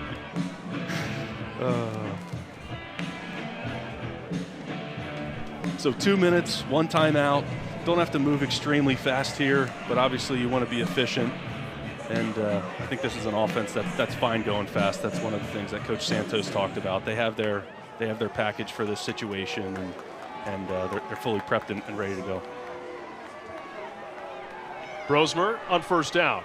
Throw is tipped underneath. Wow, Dylan Traynor. Had he hung on to that one. Made an unbelievable play last week, dropping out of the line of scrimmage, making a pick, and running it to the house. This week, again, he's able to step under, get in a zone, and just not able to bring it in. Josh Fillion, the intended target. On second down, Brosmer has Fillion in the middle of the field, down at the 45. I think UNH has found a little bit of a seam there, right? I think they want to attack the seams here. They've done it a couple times already, and they really seem to make some hay and be really explosive in that area of the field. And it's something that UD is going to have to address in the locker room. Corey lied with the stop. Brosmer underneath to Dylan Laube. He's got a short pickup. That's Jackson Taylor cleaning it up. Sometimes those checkdowns are the biggest things in 2 minutes. It's a great job by the UD defense making that only a 2 or 3 yard gain. Brosmer right back on it. Back to Laube. And UD rallies to the ball. Once again in coverage, Jackson Taylor. Boy, he's got his hands full. And on the last 2 plays, he's able to contain Laube. I think on both of those plays, there were 3 UD defenders around Laube as he went down. It's great to see them flying to the ball, even in a 2 minute situation. It's 3rd and 9. Passes through the hands of Kyle Lipkowski. 3rd and 9. It looked like UD went 0 there. Dylan Traynor talking to the sideline and then got lined up and attacked. It's Alex Villas in coverage, senior from Delray Beach, Florida. Great job against a much bigger opponent. Being so multiple, having guys fly from every angle, you don't always get the best matchup where you get a big guy on a big guy, and it's really great to see a smaller defender up against a bigger guy being able to make the play. Sean Lehane to send it away. And it takes a Delaware bounce, but was it saved? Looks like touchback. 35 seconds and 1 timeout for UD. 35 seconds. Coach likes to be aggressive. I don't know. I think they might take him. He might have that one play in his playbook. Illegal touching in the end zone by rule that results in a touchback. First down, Delaware. So they, they might have that one play in their playbook that they say, hey, if we can get a chunk play here, and maybe we'll get up on the ball and we'll try to at least get a field goal in these 35 seconds. I'll tell you what, though, it would be great to have 3 timeouts right here. You saw how fast they made it down the field last time. You know, they got that momentum. It really would have been great if they would have those 3 timeouts that they wasted earlier this half. O'Connor underneath. Great catch by Braden Bros. And he's still on his feet up to the 41. Great play. So now they got to move fast, right? That short pass, getting close to over the 40. Let's see how fast they can move. Snap at 24 seconds. O'Connor underneath. Here's Marcus Yarns. And Marcus Yarns down to the 32. Great job. Just like the last drive where we talked about check down can sometimes be the best play in 2 minutes. It sure was there. And Marcus Yarns able to catch a 5-yard ball, drop his defender, and get up the field. They mark him at the 33. Still 1 timeout in the pocket. O'Connor throws it out of play. Kim Wemberly in the area. 7 seconds and 1 timeout. What do you do here, Pat? 7 seconds, 1 timeout. You look at that flag, it is ripping. So I think you're playing for at least to get inside the 20, maybe 15 to be able to kick a field goal here. So you're going to take probably 1 shot at that, and then maybe you got 1 shot at the end zone if that first shot doesn't work out. You still have your timeout, so you can still attack the middle of the field. That middle of the field is open right now. I bet you're going to have that linebacker drop into Tampa 2. Yarns motions out. Attack the middle of that field. O'Connor is in trouble and gets rid of it at the feet of Marcus Yarns with 2 seconds remaining in the half. Great job just getting rid of it here. Let's see what they do. Well, Delaware is going to try a field goal. But how about the great rush on the outside from Josiah Silver? Yeah, he's an unbelievable player, and you knew you weren't going to be able to wrap him up. And these 2-minute situations are really where he can shine. And he really was able to put some heat on there. But again, Ryan O'Connor, great job just getting rid of the ball and not making a negative play. And now you got an opportunity for a 50-yard field goal. Alex Schmoke from 50 yards out. It's no good. That ball moving around like a knuckleball once it got into the air. Yeah, but a great job. I think taking that momentum into halftime is great. And, you're able to, again, go from a kind of, 20-yard line, get it into a position where you're able to take that field goal. Good momentum for UD. It's a 3-point game at the break. Be sure to stick with us here at the half for an episode of Delaware's Built to Win series. This week, we take a look at Newark's own Savannah Siemens and Blue Hens volleyball, as well as stats and more coming up at the break.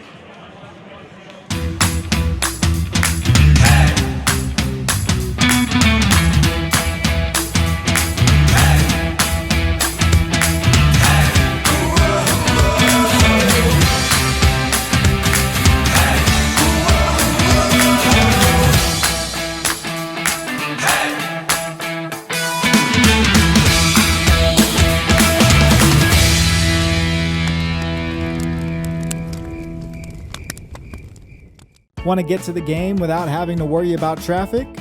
Dart to your destination. By using the Dart Transit app, you will know when your bus will arrive with real-time bus information. With the Dart Pass app, you can pay your bus fare touch-free. Just purchase your ticket on the app, then scan your phone under the Dart Validator. Need a ride to game day? Dart provides reduced fares for students. Dart can also take you down Main Street with an array of dining and shopping options. No matter where your day takes you, let Dart do the driving for you. Enjoy the ride.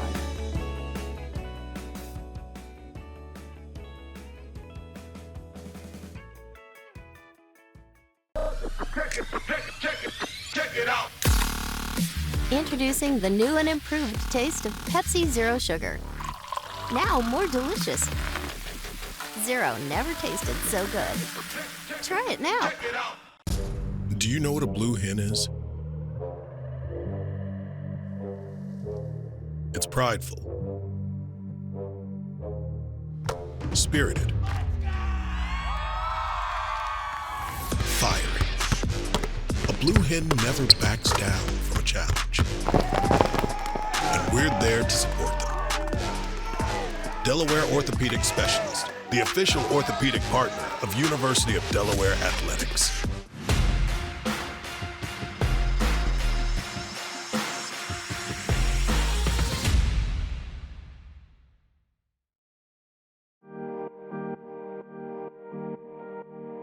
St. Mark's really helped grow me into the person that I am today. My coaches, my teammates, some of my teachers, like it really just made me into who I am today. I have some of my greatest memories here with some of my friends. Like I just loved playing volleyball, and it was like something that really brought me joy.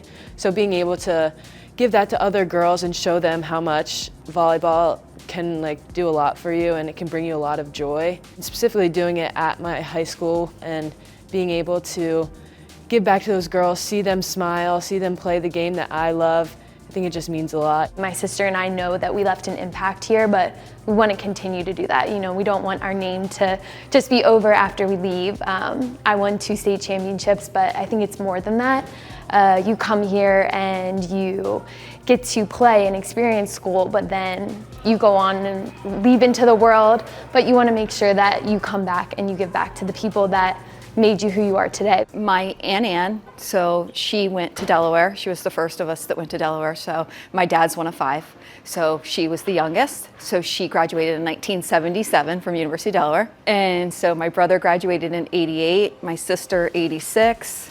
And then that's where Dale and I come in, my husband and I. We graduated in 92. And then Claudia graduated in 2018. And now we have Sav. I got to experience college, but I also got to come back to St. Mark's every single week, basically during the fall, to see her play volleyball. So that was really important to me as well, to see her still grow up, but also have that time at college for me. I have all kinds of friends and people I've met at Delaware, even going to town to like all the restaurants and things like that. Everybody always comes back to Delaware. Whether I decided to go to Delaware or not, I think just like hearing their experience, hearing my sister's experience, and as I got older, just realizing like what was important to me, and like being able to be close to my family, being able to still go to like Sunday dinners if I needed to, like if I just needed that little escape, or like having them at my games every weekend, like it just really means a lot to me. So I think as I got older and I was just deciding on a school, like that was something that was super important to me. I said, you know, we live 3 miles away from campus, so you can be as close to us or as far away as possible. She had other offers, but this is when she met the coaching staff, and we toured the campus and things like that. She just fell in love with it, and it's like, this is it. This is where I want to be. When I was in my recruiting process, the coaches, the people at Delaware just really made it feel like home. So I think like over time, it just, the buildup of like people coming together and like really showing me like how many great memories I have there and how many more I could create at Delaware, it was just like really eye-opening.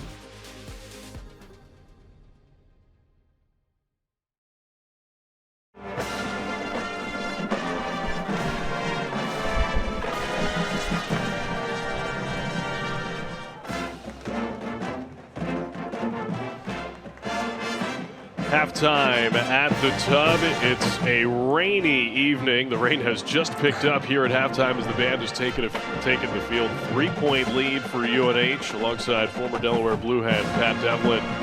I'm John Moses. You know what an interesting first half, the way New Hampshire comes with the first 18 points of this one. Safety mixed into that, and just the one turnover. A relatively clean half overall. That UD offense getting on track in the second quarter. Yeah, it's a game of momentum. I mean, UNH came out and really started hot, and then UD was able to finally stem that tide, and then they put 15 of their own up on the board. But I think it may have all started with that turnover, right? That turnover in the end zone.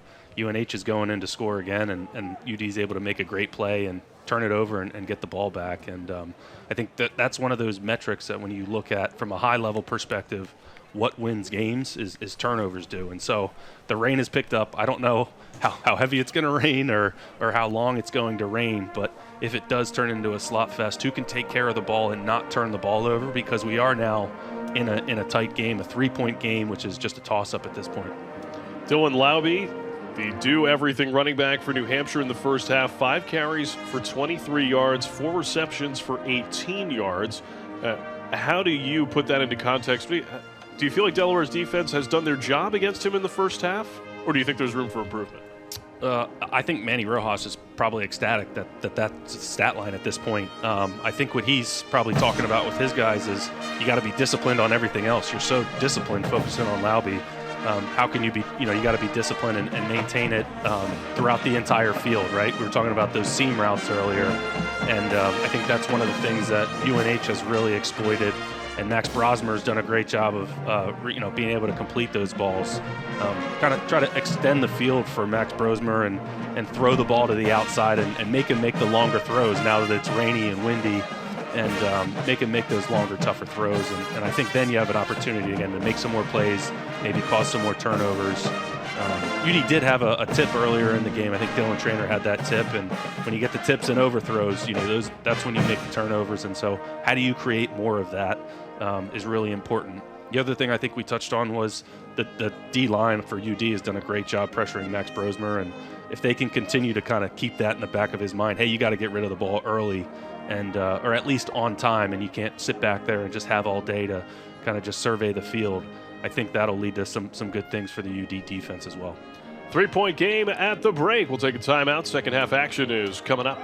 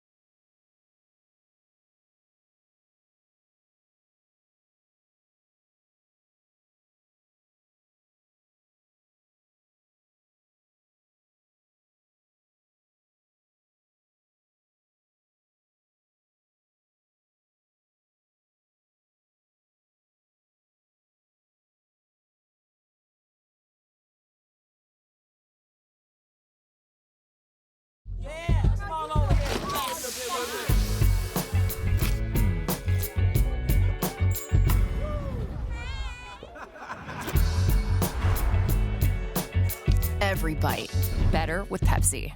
You know that feeling, right? That blue hen feeling? It's a fight song singing, fountain splashing, Greek life stepping, stone balloon mug having, Klondike Kate's Nacho Tuesday kind of feeling. It's a homecoming touchdown scoring, Deer Park dancing, double march madness bracket, met the maid of honor at my wedding kind of feeling. Is it like this? Yes. What about this? Oh yeah. Or even this? Definitely. It's a pride that swells and makes you buy little baby onesies and has your mamaw crocheting UD blankets at midnight. It's like being a UD record-breaking, Super Bowl-winning NFL quarterback. Wait, that's like super specific. Just go with it, Joe. All right. Our time here at UD gave us a home away from home and helped shape who we are today. So no matter where life has taken you or how far we've gone, remember that we are Blue Hens forever.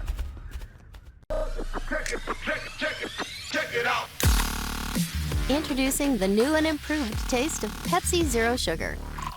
Now more delicious. Zero never tasted so good. Try it now. This is where everything starts. It's a place of new beginnings, new opportunities, and a new identity. We are the Coastal Athletic Association, and from the beaches to the city streets, we are united to succeed at an elite level. In competition, in our communities, in our lives. This is the tide that lifts us, the fire that burns inside all of us. This is our moment, our new chapter. This is CAA football, and we are united in excellence. Delaware Imaging Network is Delaware's most trusted and preferred imaging provider.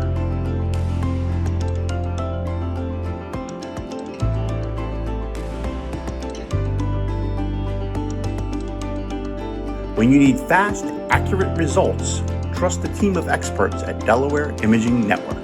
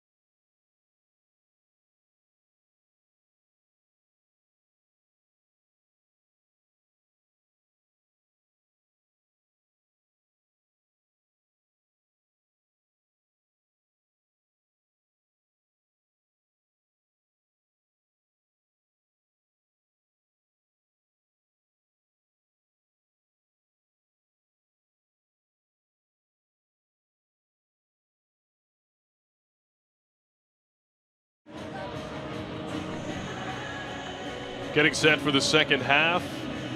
At Delaware, it's 18-15 UNH alongside former Delaware Blue Hen Pat Devlin.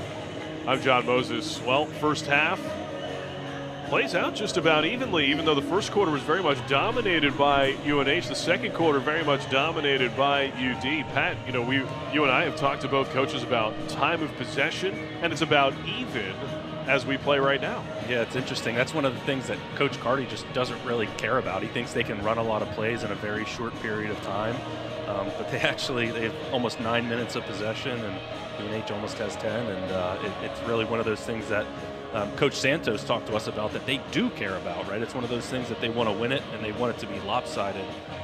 And so, like you said before, the rain is starting to pick up, the wind's still going. Are they going to be able to run the ball and drain the clock here and be able to put together some long, productive drives? So UD head coach Ryan Carty in his second year leading his alma mater. Team was 8-5 a year ago, reached the second round of the FCS playoffs. Hammering St. Francis in round one on their home turf. Working the refs, right? Least penalized team in the CAA, I think. So, it's not just the guys on the field, the coaches to work the refs too. Blue Hens will take the first possession of the second half. Ryan O'Connor, 13 of 22 for 207 yards and 2 first half touchdowns. What has impressed you about O'Connor's performance in this first half, Matt?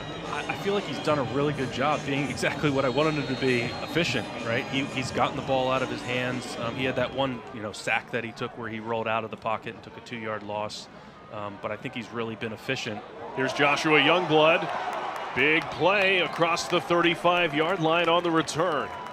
What a spark Youngblood brings to the special teams group for Delaware. Yeah, again, another start for this UD offense that's around the 38, right? So JoJo had the one long return and now another great return.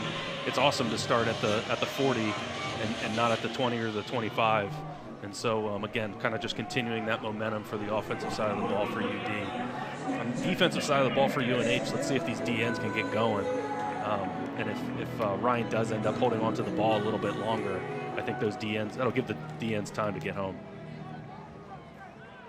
O'Connor checking with the sideline. First play from scrimmage in the second half. 3-point lead for UNH. Play action to Yarns. O'Connor, a deep ball. Jordan Townsend brings it in. Wow. Great ball, great protection.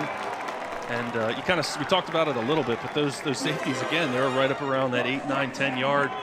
And Ryan O'Connor is able to take that little token fake, keep his eyes down the field, and, man, make a dime pass. And great job. First play for UD in the red zone here. Townsend over 100 yards on just 4 receptions. And now Marcus Yarns gets a touch, and he's inside the 10.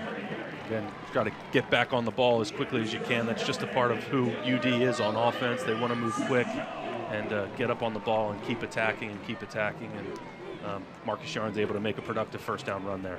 Joe Eichmann bringing down Yarns after the pickup of 6.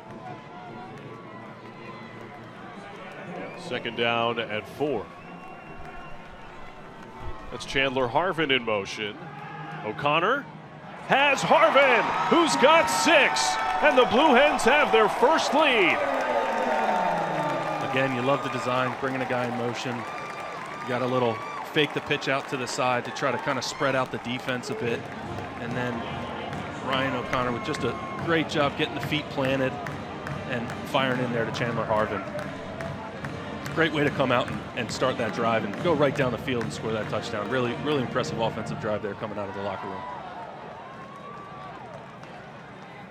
Key extra point coming here for Alex Schmoke on a windy night. Chance to make it a 4-point game. .22 unanswered points for Delaware. Back to the touchdown. Back to the touchdown. Little pump fake. Good protection by that UD offensive line. And then, making it easy. I don't know what that dance was. You know what that dance was?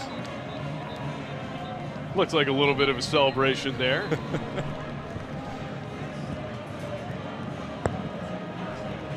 Blue Hens leading at 22-18.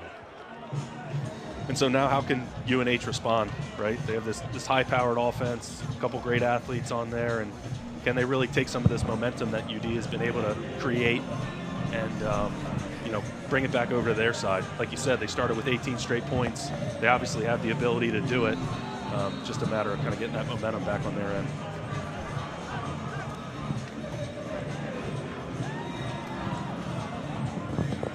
So Dylan Laube is back in return position.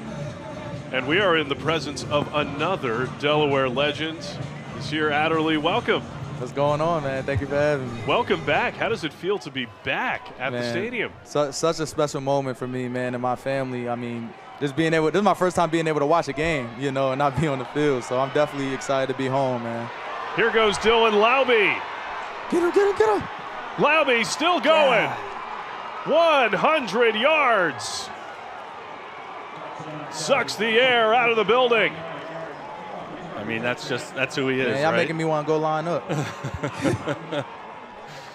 That's one way to get the momentum back on your end for sure. You can see, I think it's one of the first ones. He's kind of been letting a couple of those kickoffs go, and he decides to return this one, and obviously great payoff. UD has a couple chances, but just some arm tackles aren't going to bring down Dylan Laube. That speed. I mean, he's got it all. He's got the shiftiness. He's got the speed. Even at 100 yards, didn't look like he was slowing down. And it's back to a 3-point game.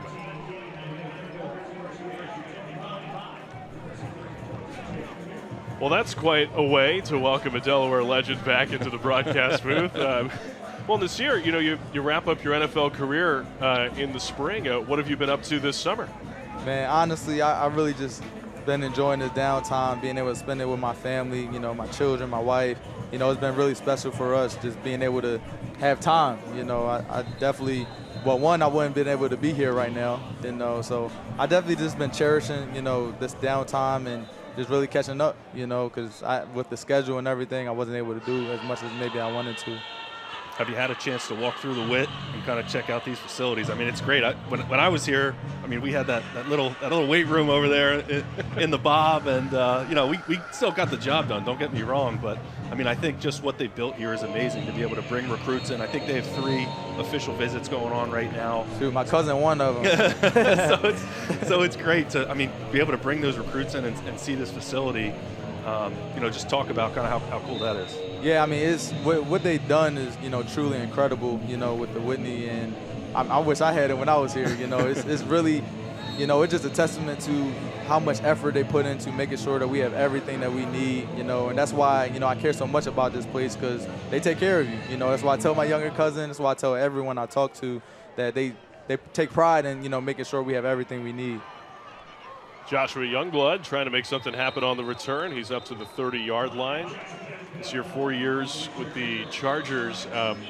When you think back to your playing career in the National Football League, what are some of the first memories that come to mind?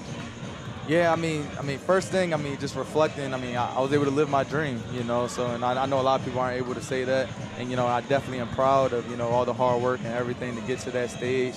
Some of my favorite memories really were just, every single week. I didn't take any week for granted, and just being able to play on that stage, be around the guys, and fight together. It was truly a dream come true. What do you feel about the jump from FCS to the NFL as far as skill set? Like what made it different? Was it the size? Was it the speed? Was it everything? Was it, hey, nothing's changed, it's just football? Yeah, at the end of the day, it's just football. I think the biggest thing, just from a mental perspective, just everything we need to be aware of, like the level of talent, especially at the quarterback position, is definitely different. But, I think, there's guys, that come from all over, whether it's D2, FCS, so I've seen extremely talented guys at all levels. Ryan O'Connor taken down for a 1-yard loss. It'll be 3rd down and about 3 for UD. So I think we critiqued Rich Gannon's coin flip the last time he was up here in the booth. Did you flip the coin? Yeah, it looked pretty good. It was good. To me, It was good. Get some rotation. Yes, sir. Yes, sir. They let me keep it too. I appreciate it. Oh, did you still have it on you? Can we see it? Yes, oh, sir. Wow, this is great. is it one of those coins where you have to like explain like what's head and what's tails, and you got to like the historical, I think it was the Steelers, right? Where Jerome Bettis called it, and there was a mix-up. Third down and official. 3. Oh, this is official. O'Connor, complete underneath, reaching for the first down, Kyron Cumbie, and it looks like they'll give it to him. Great reach by Cumbie, and you love to see Ryan O'Connor, again, being efficient. You don't need to force the ball down there. 3rd and short, just kind of take what the defense gives you, throw that little flat route, let your guy go make a play, stretch it out there for the first down. Great job by Cumbie. What were some of the first memories you have from coming on campus for the first time as a college student? Yeah, so coming on campus for the first time, I mean, really, like, the guys and the coaches, they really opened me up with, open arms. And, I really felt at home. There's a lot of guys that, whether they came from the Philadelphia area, Jersey, Delaware, that kind of pipeline, I really felt at home, even versus going to different places and traveling there. It was different, just even the level of care. And, I just felt at home. That's Kim Wemberly, his first impact of the game. First down to the UNH 38. We've been talking a little bit about UD's defense, and they play this 3-2-6. Have you ever played in a 3-2-6? No, I didn't, but the way it's looking right now, I would love to. It sounds fun, right? Absolutely. There's DBs all over the place. There we go. O'Connor, deep ball for Bermudez. The wind may have pushed that one out of play. Yeah, that's one of those long balls. Looks like the wind's blowing that out of bounds. Again, you just kind of want to drive it, keep that ball low. Maybe you don't want to kind of make a decision before the snap, but maybe that's one of those where you want to throw it back shoulder just to be able to keep it low and drive it. Nasir, it's such a sort of windy, rainy day. Do you have any rain games or wind games that you played in that come to mind? So the one that I think about is Lafayette. We played here at Lafayette, and it was pouring. It was nothing like what it is tonight, so. But that Lafayette game definitely, reminded me of what it's like playing in, pouring rain.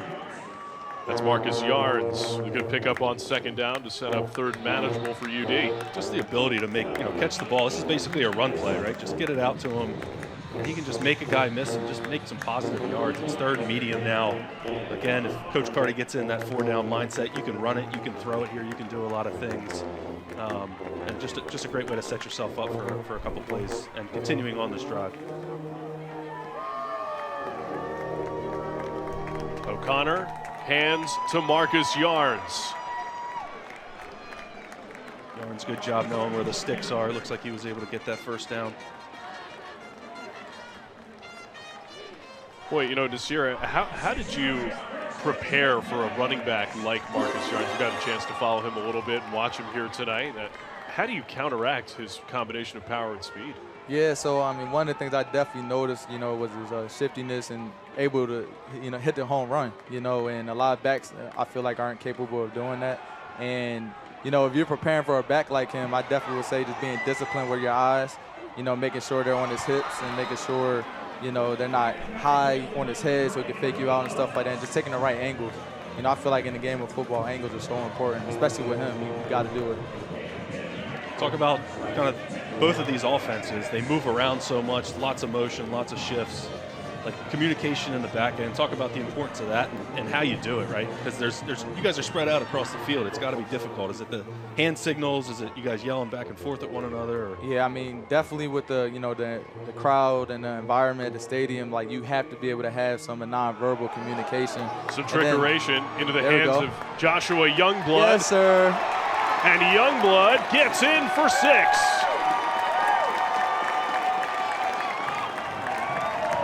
Such elite speed for Joshua Youngblood, and Delaware's back in front. Great job by Youngblood. Let's make sure he holds onto that ball as he crosses the goal line. Nice little flip, great misdirection. Great blocking downfield, right? We talked about blocking downfield. Boy, on that replay, you see the reaction from the UNH sideline asking for review. I think the officials have... The ruling of a touchdown is under further review. So this is a real key review. Did Youngblood maintain possession across the pylon, or did he fumble it through the end zone? And we talked about that fumble earlier on by UNH in the end zone that UD was able to recover. We talked about how big that was and how big turnovers are, and this is another one of those situations where it could be a huge momentum swing one way or the other. It was an early turnover for UNH right when they were knocking on the doorstep in the first quarter on their opening drive. Let's see if we can get a better angle at it here. And you see a lot of open space. Just great scheme, great play. Man, as he passed the goal line there, it's tough to tell from what I can see. See, the ref was right there. He's shaking his head. It looked like he got it. The rain is coming now. Of course, these are the remnants of Tropical Storm Ophelia. Blanketing rain all across the CAA today. A lot of games playing through this rain today. Richmond a winner over Stony Brook today. As one last After look review, at this here. the runner fumbled the ball prior to crossing the goal line, went out of the end zone. Therefore, it's a touchback. New Hampshire ball, 1st and 10. So a huge shift in momentum. New Hampshire will take over. Nasir, thank you so much for stopping by. This was so much fun. Look forward to following your success. What's next in your life? Thank you so much, man. I mean, I definitely, like I said, special moment for me and my family. I appreciate everything you guys continuously do for me. It feels great to be home. Let's go get this win. And go Birds. Yes, sir. Yes, sir. Thanks for coming in this year. Really appreciate it. Thank you. 25-22 as UNH takes over. Handoff on first down into the middle, and no gain, perhaps a gain of about 2. Well, Pat, under 9 minutes to go here. Now it's a much different game as the rain has picked up heavier than it's been at all today and really throughout the whole weekend. Yeah, I think you told us going into this game right around 8 o'clock that weather was coming, and right on cue, it is coming down. And so let's see if this changes what UNH has been doing and what they've been successful doing, right? They've kind of pushed the ball down the field a little bit more than we thought that they would. Now they're going into the wind and they have the rain to deal with, but can they still throw it? Brosmer to throw, and he's got enough for a first down up to the 36-yard line. Good operation, right? You kind of just think about just when it's pouring like this, can you get the snap? Can you catch the snap if you're in shotgun? Can you get the laces and get rid of it? And really no trouble there for Max Brosmer. And the receiver looks like he took his gloves off. He's ready for the rain game, and he knows how to play in it. Coach Santos talked about five rain days in camp. And so that's great to really get some experience under your belt on that front. Handoff to Dylan Laube, who reverses field. Laube can't outrun to the sideline. Terrific play from Alex Villas chasing him down. Great play by Alex Villas. That's a tough one, right? You got a guy like Dylan Laube who's kind of running free and running away from him, and you're able to track him down. Again, that's 93 Jack Hall. Jack Hall's been in the backfield a lot today. He's really playing a great game. And again, an unbelievable tackle to run down Dylan Laube. He's got some game breaker type speed. Pat, how much harder does it get for defenders to tackle when the opposing runner is wet and when this rain is coming like this? I think the defenders love it. I don't know if it changes much for them. I think that there you go. It's tough. Wide receiver couldn't hang on to it there because of the rain, most likely. I think for the defensive guys, if we were playing in a field and it was all muddy and it was tough, the offense knows where they're going, but the defense doesn't know where the offense is going, so they have a little bit of an advantage from a footing perspective. But when you got great conditions in the turf, everyone kind of has their footing. I don't know if there's much of an advantage there.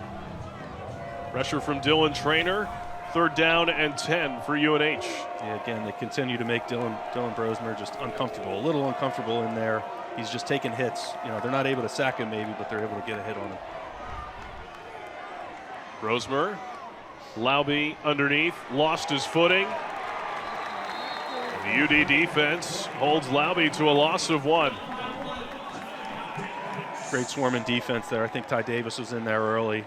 And really great job. One guy's not going to make the play. A lot of guys are going to have to swarm to the ball, and that's what they did right there.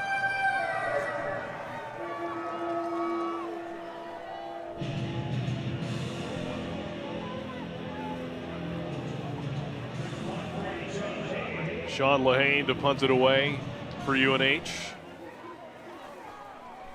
It's Jordan Townsend back to receive.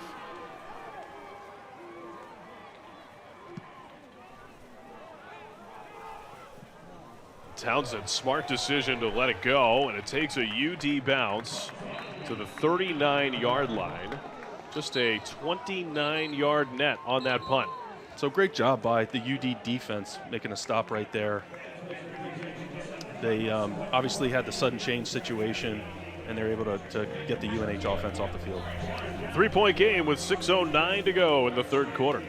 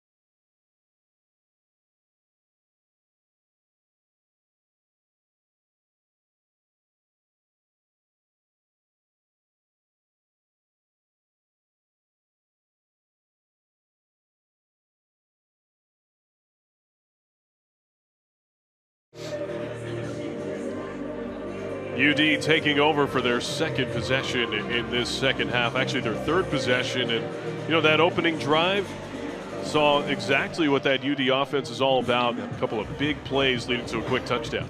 Absolutely, and now we can kind of see they had that sudden change, right? The defense does a good job getting a stop. Now the offense gets to get back out on the field and see if they can, again, take the ball down the field and continue having the success that they have. Handoff to Kyron Cumby on first down.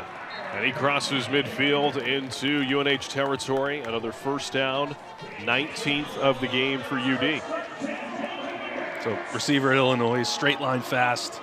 I mean, you can see it there, right? He just kind of got that outside zone and just really, you know, got to the outside quick and was able to get that first down. And again, it's great to be able to run the ball when I think the rain is still coming down in sheets. So we'll see if they continue to pound it or if they're able to push the ball down the field.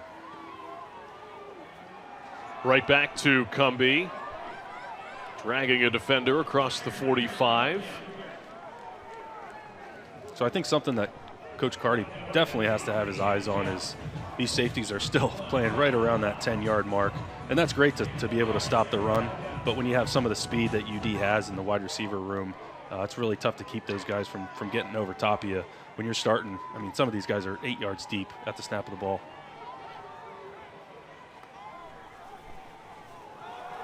Blue Hens keep it on the ground. Back to Cumby, right in the neighborhood of a first down. You see it right there. Cumby just give him the ball, and he just outruns that D end or outside linebacker there and gets to the sideline. Now you're at a manageable third down. And again, this is one of those where sometimes when you get a 2nd and 1 in a traditional offense, they might take a shot. Right, it's 3rd and 1, and they'll probably go for it if it ends up being 4th and 1. So will they end up taking a shot here, or are they not feeling good about the current weather situation? The wind is as heavy as it's been all day. Same with the rain. 3rd down and a yard. Low snap into the hands of Marcus Yarns, and he's got the first down. Keep running it if you're going to get 8 a pop. Yeah, it looks like it is blowing it and raining down on that field, and great tough run there from Marcus Yarns, keeping the pad level low and making some extra yards even after contact. So Dane Williams in on the stop for UNH. Delaware over 400 yards of total offense. O'Connor, quick throw to the near side, and that is complete to Kim Wemberly. Graduate transfer out of the Ivy League. Top receivers at Harvard a year ago. Second team All-Ivy as a senior.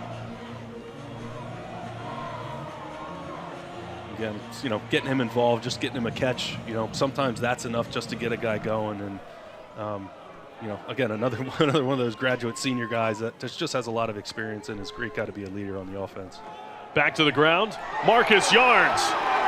He can see the end zone and scores. Delaware back in front. Outside zone, over that right-hand side, running right over top of Fenton Bros, who's one of the captains. Pulling a couple guys, bringing them around.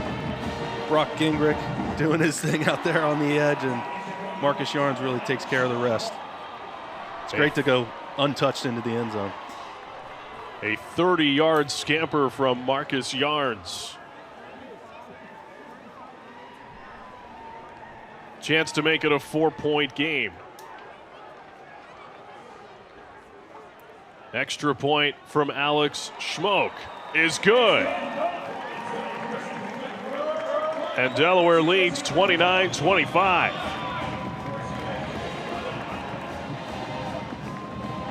Another look at it here. A couple guys pulling around.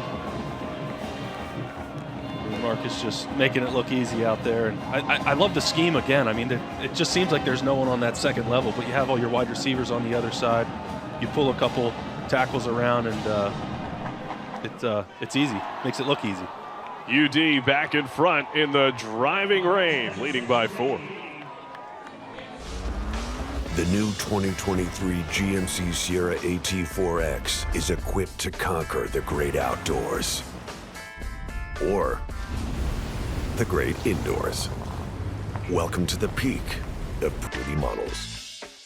It's there in his passion to teach and help his students create, and there in helping her students stay focused on a task and get it right. It's also in that moment when she accomplishes a goal she's been working on for weeks, or in that nudge of encouragement that motivates her to learn. Student success in Delaware Public Schools is built on these individual stories happening every day, and it's driven by teachers and education support professionals working together to give every student the attention they need to be successful in life.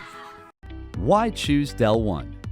1 out of every 11 Delaware residents is a part of the Del One family. Rooted in Delaware, community-driven, Del One strives to be an active part of Delaware neighborhoods and organizations.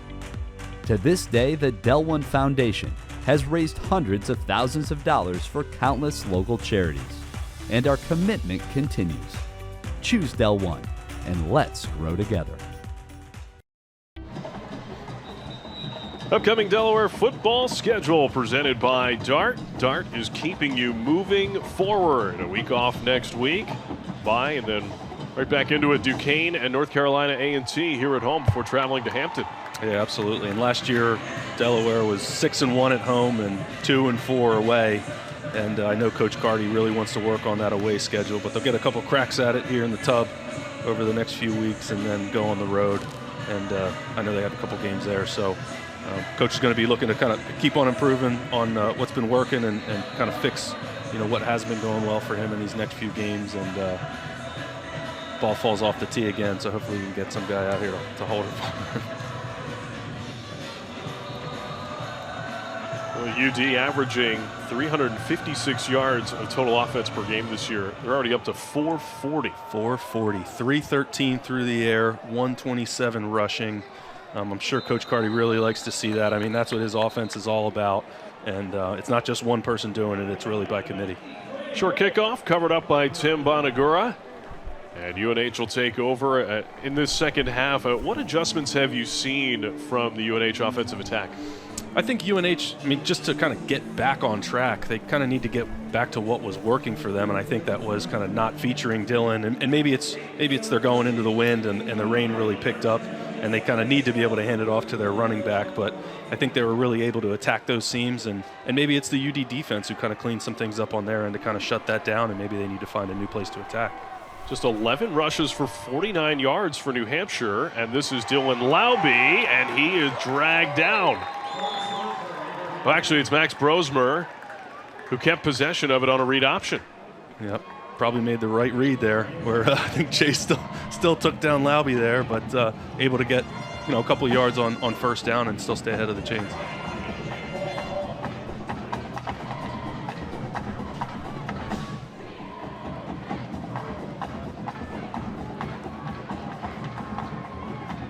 Miles Thomason in at running back next to Max Brosmer.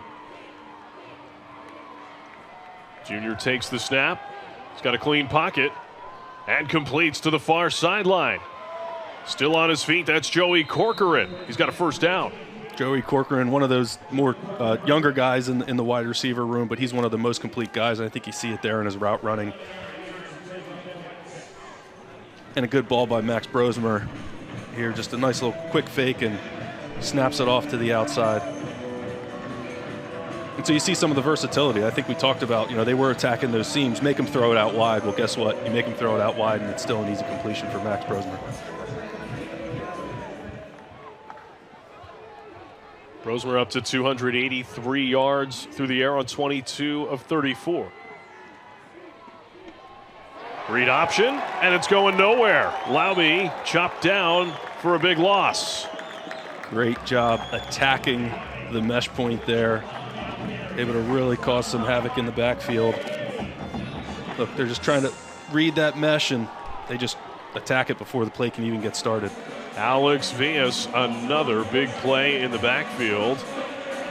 Villas, senior, transferred in from Stetson, redshirted in 2020.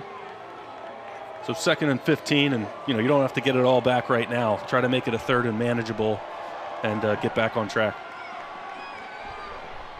Brosmer, pass incomplete, and a flag comes in.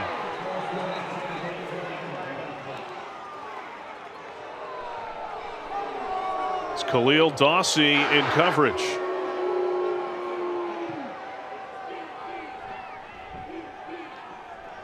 Trying to work the sidelines again.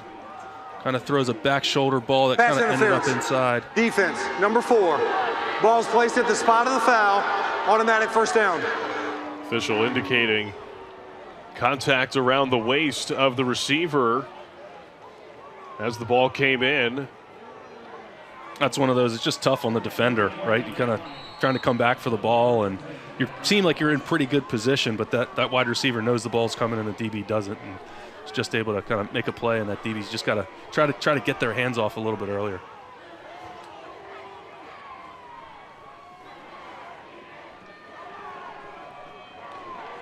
Brosmer, quick to the near side. Logan Tomlinson.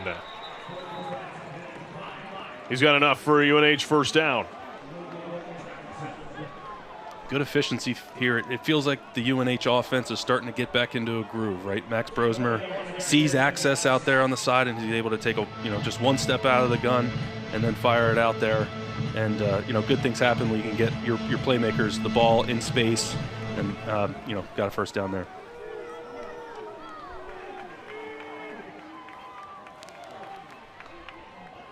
Motion is Corcoran. Brosmer throws short of Corcoran. It's incomplete.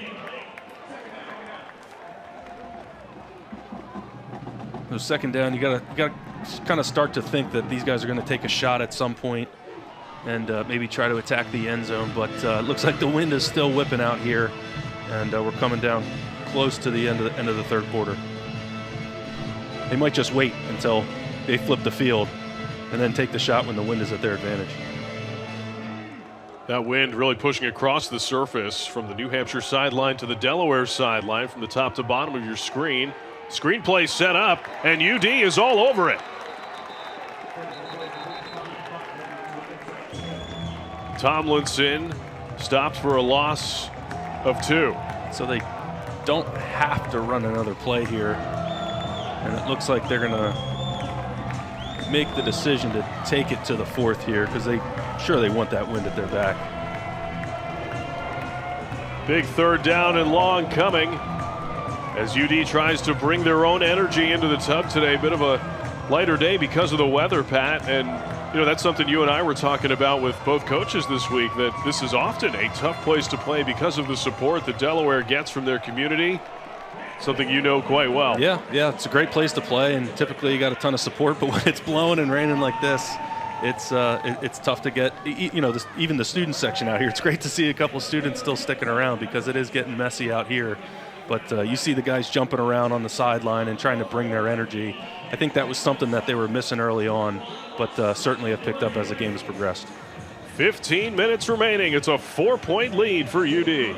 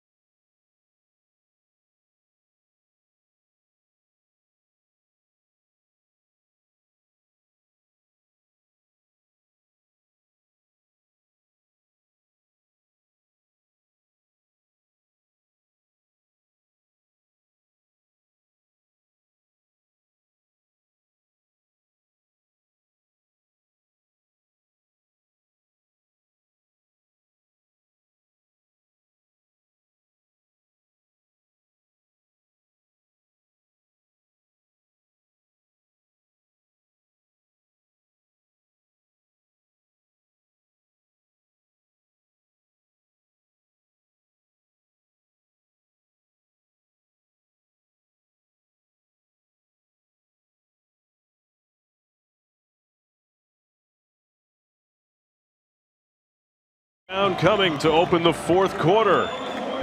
3rd and 12 for UNH, trailing by 4. As the rain has picked up heavier. Brosmer in the gun.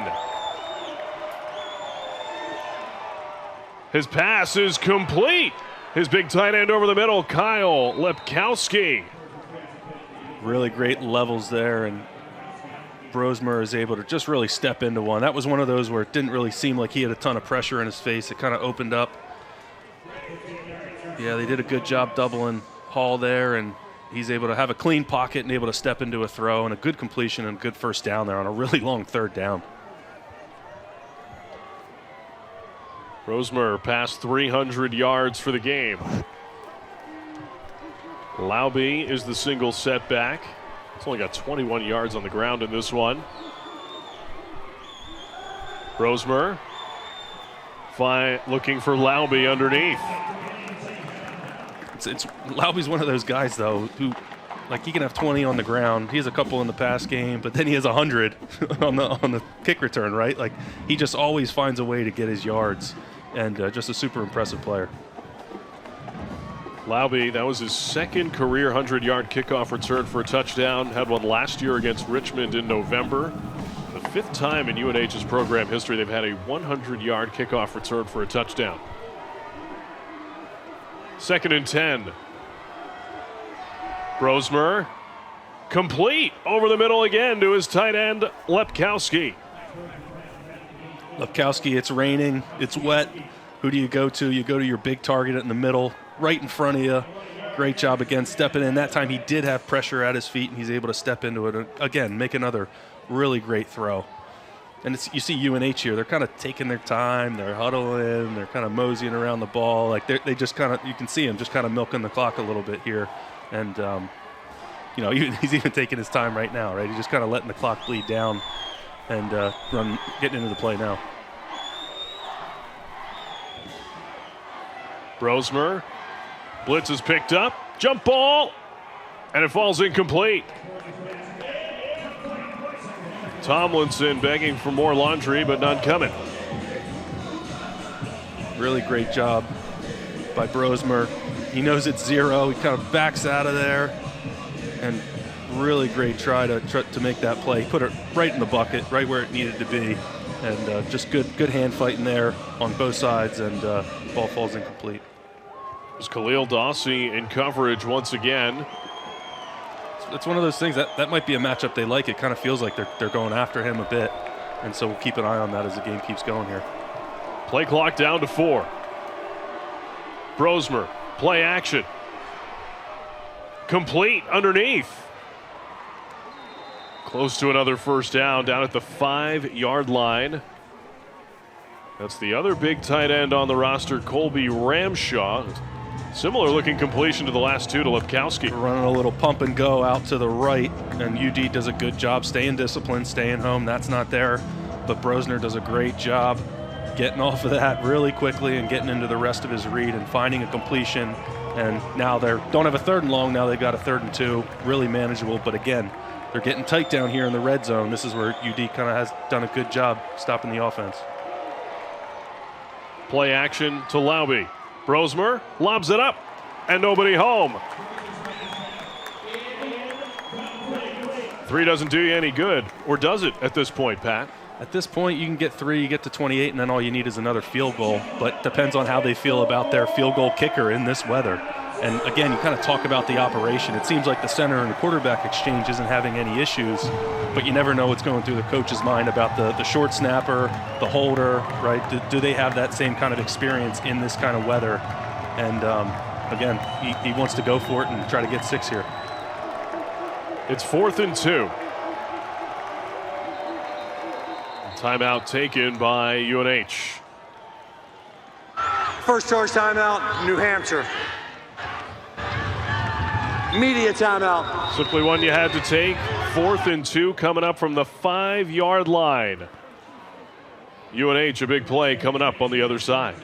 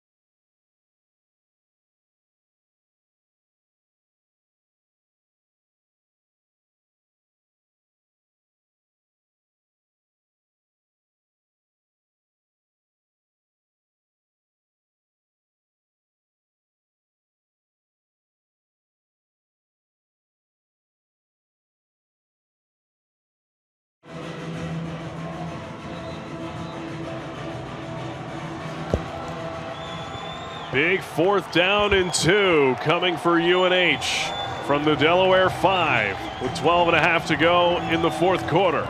And they call it timeout there. I like that timeout, right? You want to make sure that you got everyone on the field that you want to have on the field. You probably have like a 2-point conversion play maybe that you like here, and typically you get to choose the hash for those. But here you're obviously on the left hash, so that may play into it. But we'll see what they go with. There goes Laube in motion.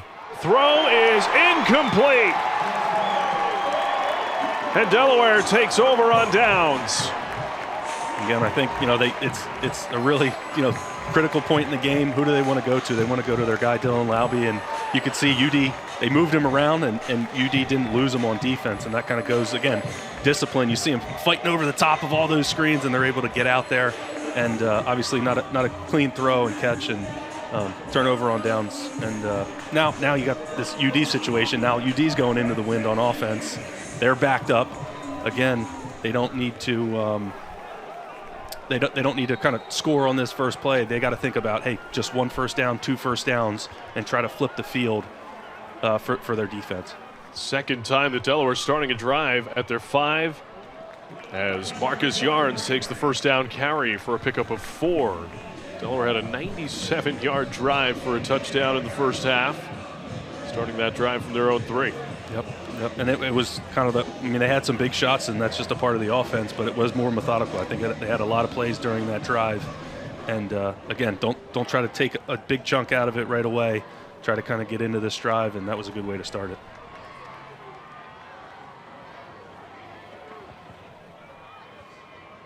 That's Bros in motion. Handoff actually is still in the hands of O'Connor. Quarterback keeps it himself for a short pickup. I think that was the right read there by O'Connor, and I think he tried to get down and save himself from a hit there as well, which is always important. And so, again, good job. Positive yardage. You got a 3rd and manageable. Obviously, this isn't a spot where Coach Carty would go for it on 4th down, but you're kind of in this spot where I think you're averaging around 5 yards a carry, right? Do you want to go in and run the ball here, or do you want to go to your wide receivers? Still plenty of time on the play clock as Delaware looks to their sideline. The old check with me.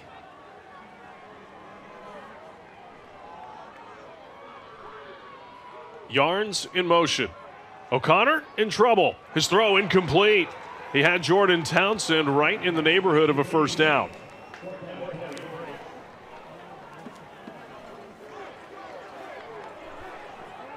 So I think here they got a little motion. They got a little quick game, and you can see Ryan looks to his right, and then he's coming back to his left. Typically on quick game, you want to stay on one side of the field. And when you're late coming back, you're looking right, and then you're late coming back to that quick slant to the left. It's really tough to make a good throw, to make a throw that's on target and complete it.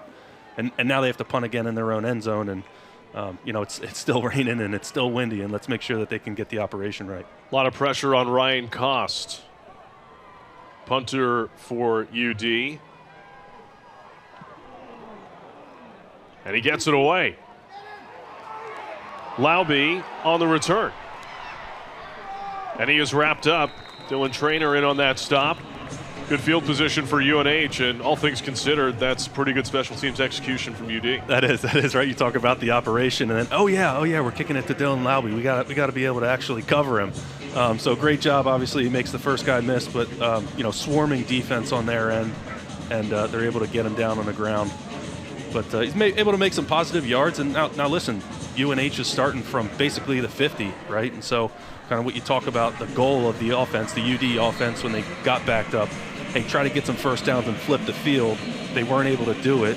Can UNH now take advantage of a short field type situation to kind of, get either chip into this 4-point lead from UD or flip the score altogether?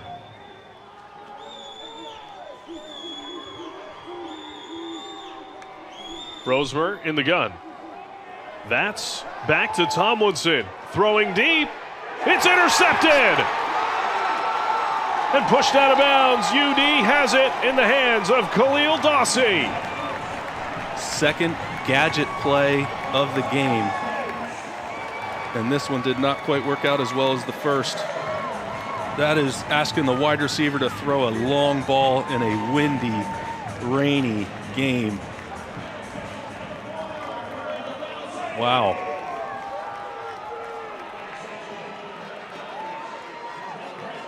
Dawsey out of bounds at the UNH 47. We talked about Dawsey, right? He had a couple of those plays where I'm thinking he had penalties against him, and it kind of felt like UNH was attacking him, and then he comes back and he makes that play. It's great to see that resiliency. Handoff on first down, reverse and reverse. O'Connor, a trick play of his own, looking for Bros. It's incomplete. Another trick play, and they were able to handle the operation. I sound I don't know. I sound like I think an old-time football coach. Like, that's a lot of handling of the ball. It makes me nervous when it's so windy and rainy. But Ryan O'Connor gets it back, and he has to get it back quickly and then get it out quickly, and he's not able to make a great throw right there. But I love the attacking nature of the UD offense, and I love that, hey, we got a turnover. Let's take a shot and try to make a big play. Great coverage there from Noah Palm. Screen play set up. Here goes Marcus Yarns. He keeps his footing. Yarns with a first down. Great play design again. Kind of, they just lose track, right? We talked about how the UD defense hasn't really lost track of Dylan, but here, they're able to slip out of the backfield and really make a good play there. Again, great play design. Boy, Yarns, some kind of impact today. 74 yards, a touchdown on the ground, another 70 yards receiving, and he's got another touch here on first down, spinning ahead up to the 31. Pickup of just one on first down as we're under 10 minutes to go in the fourth quarter. I'll bring it back to my guy AP, Andrew Pierce, Coach Pierce. I mean, he just really knows how to get these guys ready for the game. I think even on the blitz pickup, I think it was something that UNH was doing something early, and they kind of have gotten away from a bit, but the running back core has really been strong today between Cumbie and Yarns. And you love to have them show up on a day like today when it's just ugly out here. And they're really, really showing up and showing out well.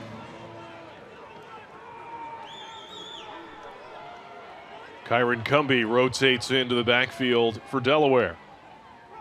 On 2nd and 9, O'Connor. Deep ball for Wimberly. It's incomplete.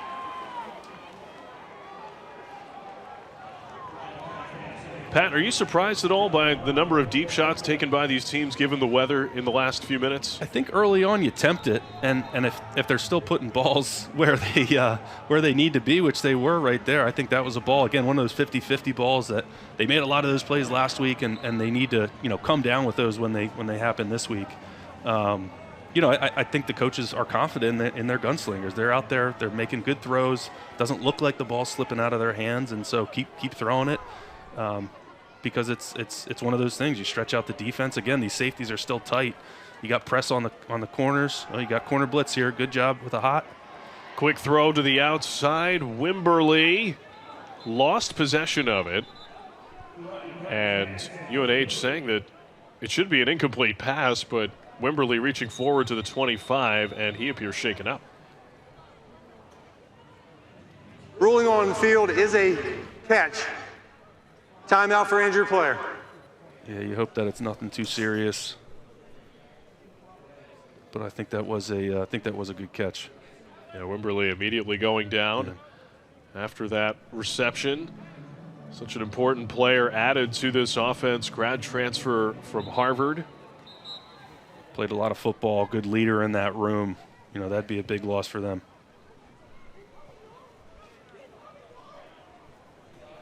And we'll take a timeout with UD leading by 4. Attention Blue Hen fans, we're excited to announce that Grain Craft Bar and Kitchen is the official post-game spot for Delaware football. Bring your UD pride from the stadium and go to any of Grain's 5 locations after the game, from Trolley Square to Lewis. Regulars have been enjoying Grain Craft Bar and Kitchen since 2015 for live music, great food, and fun. And now open, Grain Exchange is across the street from Delaware Stadium with an outdoor bar, stage, live music, and food. Grain Craft Bar and Kitchen is built by Blue Hens for Blue Hens. When it comes to the health of you and your family, you want to trust in having the best partner for your well-being. Ranked among the top 50 in the country, that's exactly what you'll find at ChristianaCare. Because you deserve excellence from your physician, specialists, nurses, and staff, with safe and convenient ways to get the care you need. And at ChristianaCare, we add in something special: love. It's at the heart of everything we do, and we do it all for the love of health. Your health. With Chevy Silverado and Silverado HD, you can take on the mountains, or you can move them. With the power of up to 36,000 pounds of max available towing and the confidence of an available 13.4-inch diagonal touchscreen. Whatever your mountain, there's a Silverado for you. Get 0% financing plus make no monthly payments for 90 days on all Silverado 1500 pickups. Plus, get $750 cash allowance on this Silverado. Find new roads at your local Chevy dealer. 4-point lead for Delaware on a windy and moist evening, and just got to work through these elements, Pat. It hasn't slowed the offenses down, right? You mentioned throwing the ball deep, and my thoughts on that. It's been great to watch these guys just work through it. It's like it's not even an issue, right? So I think you kind of know when UNH kind of slowed the ball down and let the third quarter run out that they did want to flip the field a bit. But I think overall it just really hasn't been a huge determining factor in this game, which is great to see because these are two great teams going up against one another, and it's been a fun game to watch so far, and still got 9 minutes left to go. So after the reception by Wimberly, who was helped to the sideline, it is 4th and 3, and UD's going to go for it at the UNH 25. Motion man is Cumbie. Play action to him. O'Connor underneath, complete to Townsend as a flag comes in, and I don't think Townsend has enough for the first down. I think there was a great stop there. There's a flag down. I think it was a hold that'll get declined if they were stopped short. Holding. Offense, number 9. Penalties declined. The runner was short of the line to gain. It's first down, New Hampshire. You see the flag there on Braden Brose. And great pursuit and coverage. So I think that's probably one of those that maybe the weather did play a factor into, right? Because probably could have kicked a field goal there. It would have been a long field goal, but probably could have kicked a field goal and made it a 7-point game, right? So, I mean, it's, that's one of those decisions that I think Coach Carty's totally fine with, hey, going for it on 4th down. It's kind of just his mentality. But it's one of those things that you kind of might look back on a little bit later and say, what if? Motion for Logan Tomlinson. Completion to the outside. Slipping a tackle, Corcoran, and he is tackled into the UNH sideline. You got to be close on that sideline tackle. You don't want to give him a free 15 there, so it's good to see the UD defense staying disciplined and not getting that penalty there. Some of those guys up front for UD. Something that UNH head coach Rick Santos noted that Delaware just very big across their offensive line. They are, and I think it all starts up front, and they're completion to the outside. DJ Lincolns has been quiet in the second half, but he's got first down yardage up over 100 yards now tonight. Yeah, but he showed up in the first half, and there he is again, and I think that's exactly what Coach Santos wanted. You know, take a short catch and turn it into something a little bit more. You make one guy miss, and then you're kind of off to the races there. But going back to the UD big guys up front, you got Brock Gingrich, and he's the captain and really the heart. He's making the calls up front. And, 135 yards today. He's obviously doing a great job. And then, Yarns and Cumbie, they're just doing a great job finishing the runs, right? You can see the explosiveness and the speed and how they play. But then there's also a lot of toughness in that room as well. And I'll give some props again to my guy, AP. 2-yard pickup on first down for Dylan Laube.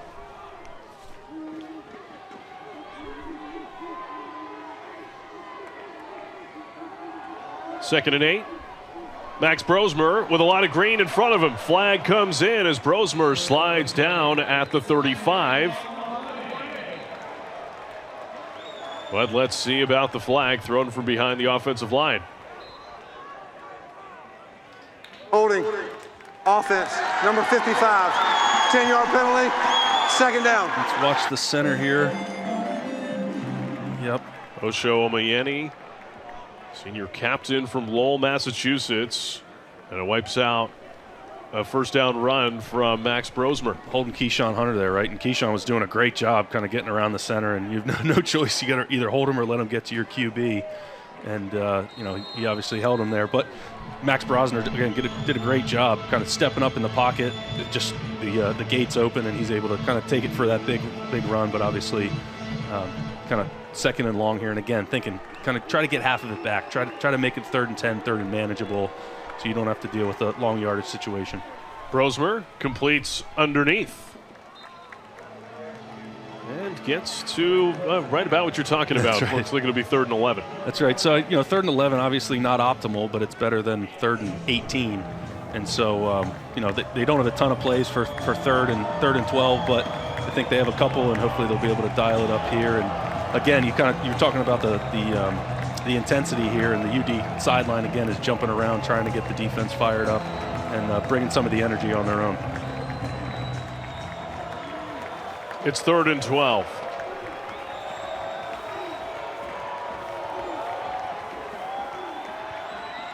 Brosmer. Throw is tipped and complete, but still short of the first down. It ends up in the hands of Miles Thomason. Good little delay rollout here. The ball was on the money. It might have gone off his, gone off his hands, but again, great play by Dawsey. Again, he keeps on showing up here, and again, they're trying to attack him, it feels like, but he keeps on doing a great job of stepping up and making really good plays out there on the edge. Short memory, right? Had the penalties, and now he's coming back and playing a great defensive game here. So 4th down and 8, and UNH doesn't appear organized, but they're going to get a fresh play clock.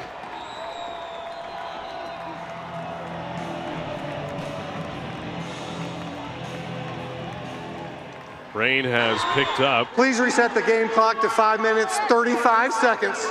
It will start on my signal.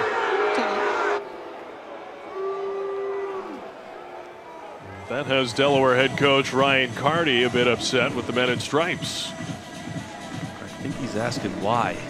You kind of saw, you said it, they seemed a little disorganized and not really sure what went on down on the field to get the fresh clock.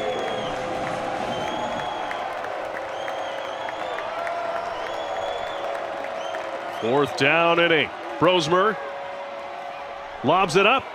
Tomlinson, a flag comes in. Going after Dawsey again, 0 coverage, 4th and long. Don't want to let Brosner sit back there and make a decision.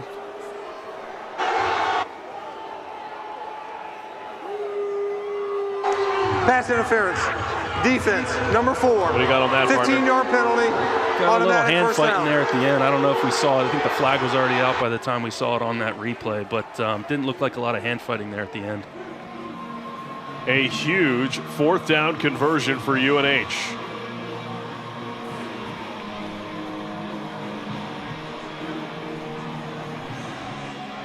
So I think we've seen UNH do this a couple times, right, where they're sustaining these long drives, and are they going to be able to get down into the red zone, into the tight red, and actually knock it in, and or are they going to be able to make a shot right here and not have to worry about the deep red? Brosmer throws incomplete underneath. Pressure applied up the middle. Dominic Bronya, sophomore from Bayville, New Jersey. That is so disruptive, and they've done a lot of it today, and it's great to be able to hit home in this 3-2-6. Whether it was 3 or 4 or 5 guys, whatever it was on that rush. It's great to see your nose tackle or D tackle get there and just really cause a little havoc in the backfield for that quarterback and just make him uncomfortable, right? You think, man, they're rushing 3, I'm going to have all day back here, and the next thing you know, the nose tackle's at your feet. Brosmer on 2nd and 10 with a clean pocket. Throw is complete. Kyle Lepkowski down to the 15. It feels like Kyle Lepkowski is the guy right now. He's got the size. He's running a lot of routes right in front of Brosmer's face, and he's getting the ball, and he's getting open. I mean, he's a big target, and Max Brosner's doing a great job really getting him the ball. You can see he's just in the typical tight end set. He's just going to run a basic in cut. Good anticipation around throwing it behind Dylan Traynor, and great job running through the hole to get the ball. Another red zone trip for UNH. 4.5 to go in the 4th quarter.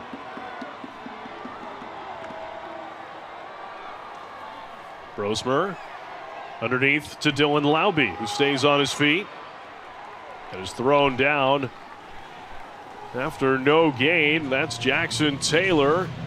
Those two have been going at it all night. It's been a great matchup. Jackson Taylor still out playing aggressive football. You can watch how he finishes this play.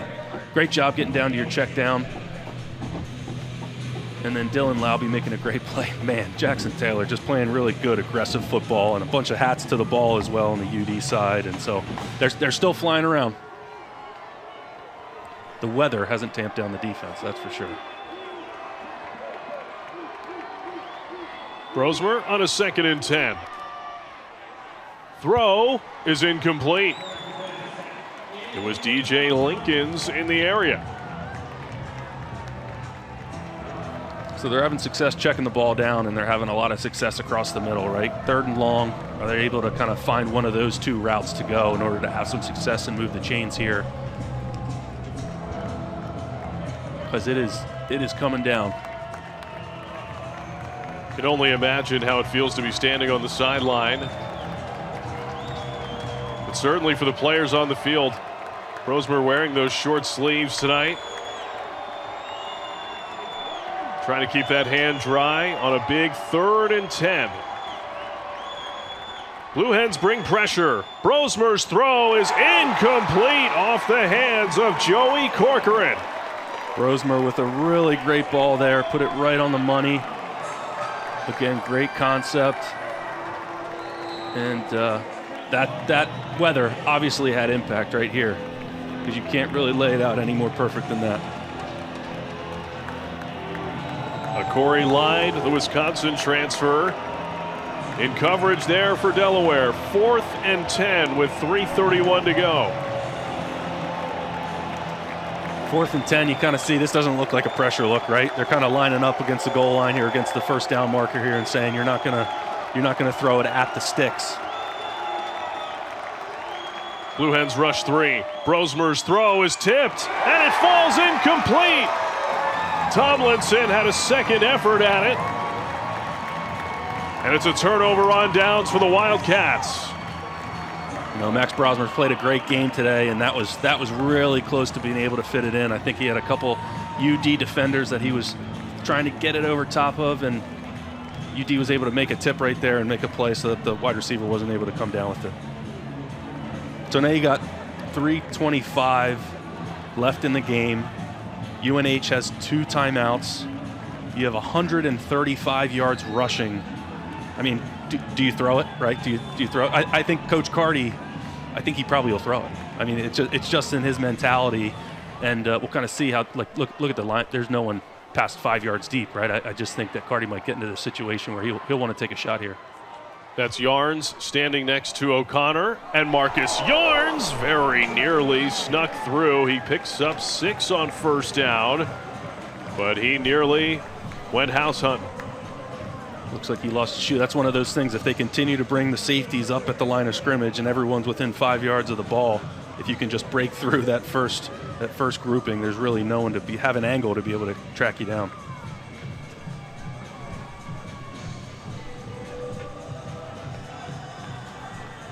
And this is something that we rarely see from Delaware, melting the play clock down on a 2nd and 4 here. As we have talked about, Pat, they love to get out and try to run plays quickly. Play clock down to 3, 2, and 1. Handoff goes to Marcus Yarns. And Yarns keeps those legs churning. He's got a 1st down. What a great 2nd effort there. I mean, you know, the O-line's doing their job, making some gaps there. But then getting to that linebacker level and making sure that first guy doesn't get you right down on the ground. I mean, that's just an unbelievable job by Marcus Yarns.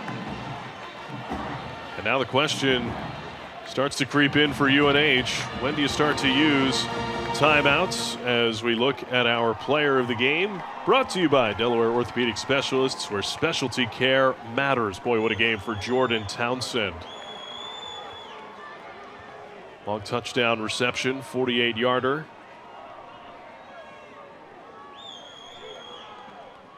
First and 10, another handoff. Marcus Yarns.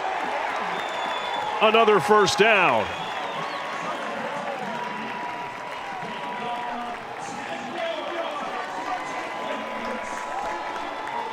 Great job by that offensive line, just creating a gap there. And Marcus Yarns obviously just running, again, great pad level and able to get the 1st down.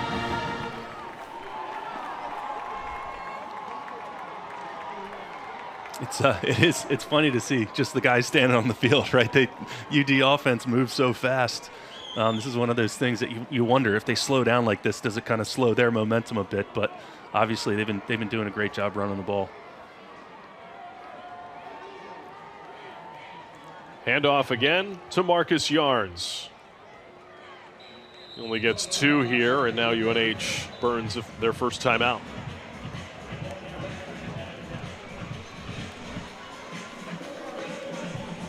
Well, Marcus Yarns. Second charge timeout, New Hampshire. Marcus Yarns sort of functioning as the closer the game in this clock game, to 1:14. Pat. I mean, how much 1-1-4. confidence does it give you as a quarterback to have somebody like Marcus Yarns playing next to you? Thank you. I think as a quarterback, you talk about your safety blanket, and sometimes people think of that as your tight end or maybe just a big target on the wide receiver group. But I remember playing with Andrew Pierce, and it was great. You just knew if you handed him the ball, we ran a lot of power. You hand him the ball, you run power, you get 3 to 4 yards, and he might break one loose for a big play or at least for a first down, right? So, to be able to have that diversity in your play calling, it's just invaluable for the offense. And you can tell, like when they need to get it, right? They need to get these first downs. They're able to do it, and that's the real, it's ugly tonight, but when you get into those games in December, right, and it's cold and it's bitter, you got to be able to run the ball, and so it's great to see them being able to do that. Back to the ground after the timeout. Boy, look at the offensive line pushing Marcus Yarns ahead. You could argue that his forward momentum was never stopped. Yep. Let's see where they mark it. Looks like the official on the far side has him at the 42. So 3rd and 4, they called another timeout. Final charge timeout, New Hampshire. 30-second timeout. So this is the play right here. 3rd and 4, they get a first down. Game's over. They get stopped. Let's say UNH will get the ball, no timeouts with 20 seconds left, assuming a good punt operation. So that's kind of the setup here, and obviously UD wants to get the first down and shorten this game, and UNH on the other side is hoping that they can make a negative play. I think on the UD side, you got to think 2 hands on the ball, good operation. As a quarterback, this might even be one of those situations where you hand off and you follow the running back just to make sure that if something does happen, there's someone else around the ball to be able to pick it up if something bad did happen. But I think in that huddle, probably the coaches are coming to Yarns, who I'm assuming is going to get the ball, and saying, 2 hands, ball security is all we really care about. 3rd down and 4. No points scored in this 4th quarter. Handoff goes to Yarns, and he gets 2, perhaps 3. And now the question becomes at 4th and 1 here, Pat. Obviously, you take this play clock all the way down and then probably burn a timeout and make a decision. If you had a hand in this choice, would you go for it on this 4th and 1? Try to end the game? I'm going for it. I'm a quarterback. Come on, let's go. We're going for it. But the one thing I didn't mention, kind of when I was setting up the 2 different scenarios, and now we could get a scenario where there's a punt, is you have to punt the ball to Dylan Laube, right? So now you're going, all right, we got to punt the ball to a guy who had a 100-yard kickoff return already. The punt coverage for University of Delaware has done a great job so far. But the question is do you want to give this guy one more shot in the open field with the ability to make a play? And so I'm sure all that's kind of playing through Coach Carty's mind now. He's trying to make a decision. Delaware. 30-second timeout. Please set the game clock to 18 seconds. 18 seconds on the clock as Delaware burns their first timeout. So it's got to be 19. Correction, 19 seconds on the game clock, please. 19. It was an 18-0 start for UNH in this one. Delaware rallying with 15-second quarter points. Played on the seesaw a little bit there in the 3rd quarter. Blue Hens went in front on a 30-yard touchdown scamper from Marcus Yarns, about 3.5 to go in the 3rd. The second half taking on a much different profile than the first half, and Delaware has the punt team on the field. I think you probably kick it out of bounds here. I think you don't give Dylan the chance to touch the ball. High snap. Low kick. It's still rolling, and this plays to Delaware's benefit until they picked it up. Oh. Well, operation, right? We talked about operation, and obviously a little bit of a high and off to the right snap there. Punter's able to actually get it off of his foot and get it past the line of scrimmage, I believe.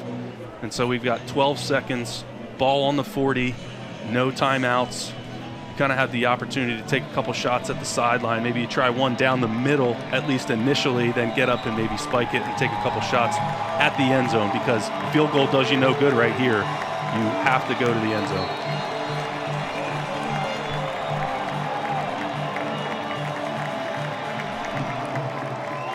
Brosmer with Laube to his left. Fires to the far side. It's incomplete. You can see UD from a defensive perspective. That's what they were thinking. They were thinking they got to go to the sideline. They've got to go to the sideline, and they were ready to jump all over that route.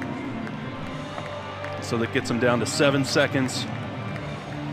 And I think maybe make another shot at the sideline, but really you kind of have these end of game plays where you got the guys with the hook and ladder and all that kind of stuff, and do you kind of pull that out here? That's obviously a possibility. Brosmer, that's what it is. Goes underneath the hook and ladder into the hands of Tomlinson. And he's taken down. Delaware survives on a rainy night. 29-25 the final.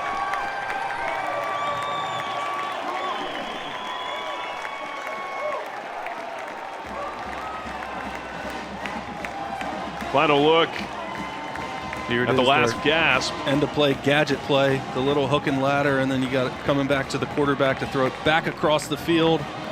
And UG does a great job just swarming to the ball and not letting that happen. And end of game. Great game by both teams.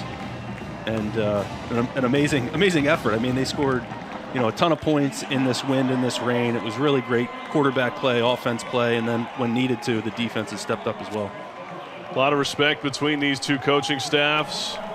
Ryan Carty comes away on top, defeating one of the first quarterbacks he coached at UNH, Rick Santos. 29-25 the final, as Delaware goes to 2-0 in CAA play. And, Pat, thinking back on how this one played out, just a great show of persistence from the Blue Hens to come away with a win here tonight. Absolutely. I'm looking down the stat sheet right now, 500 total yards for their offense.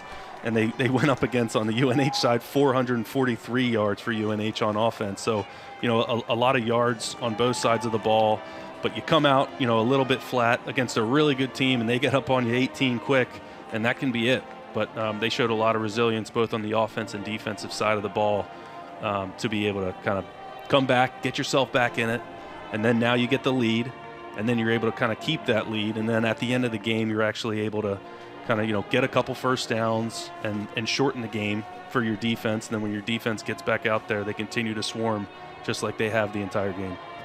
A win for Delaware. They will celebrate with a week off next week. We'll be back with you on Flow Sports on October the 7th when the Blue Hens host Duquesne, while UNH heads home. They have Towson next Saturday afternoon. For my broadcast partner, Pat Devlin, Alex Bonder, and our entire crew, as John Moses saying, good evening from the Tub. Blue Hens 29-25 over UNH.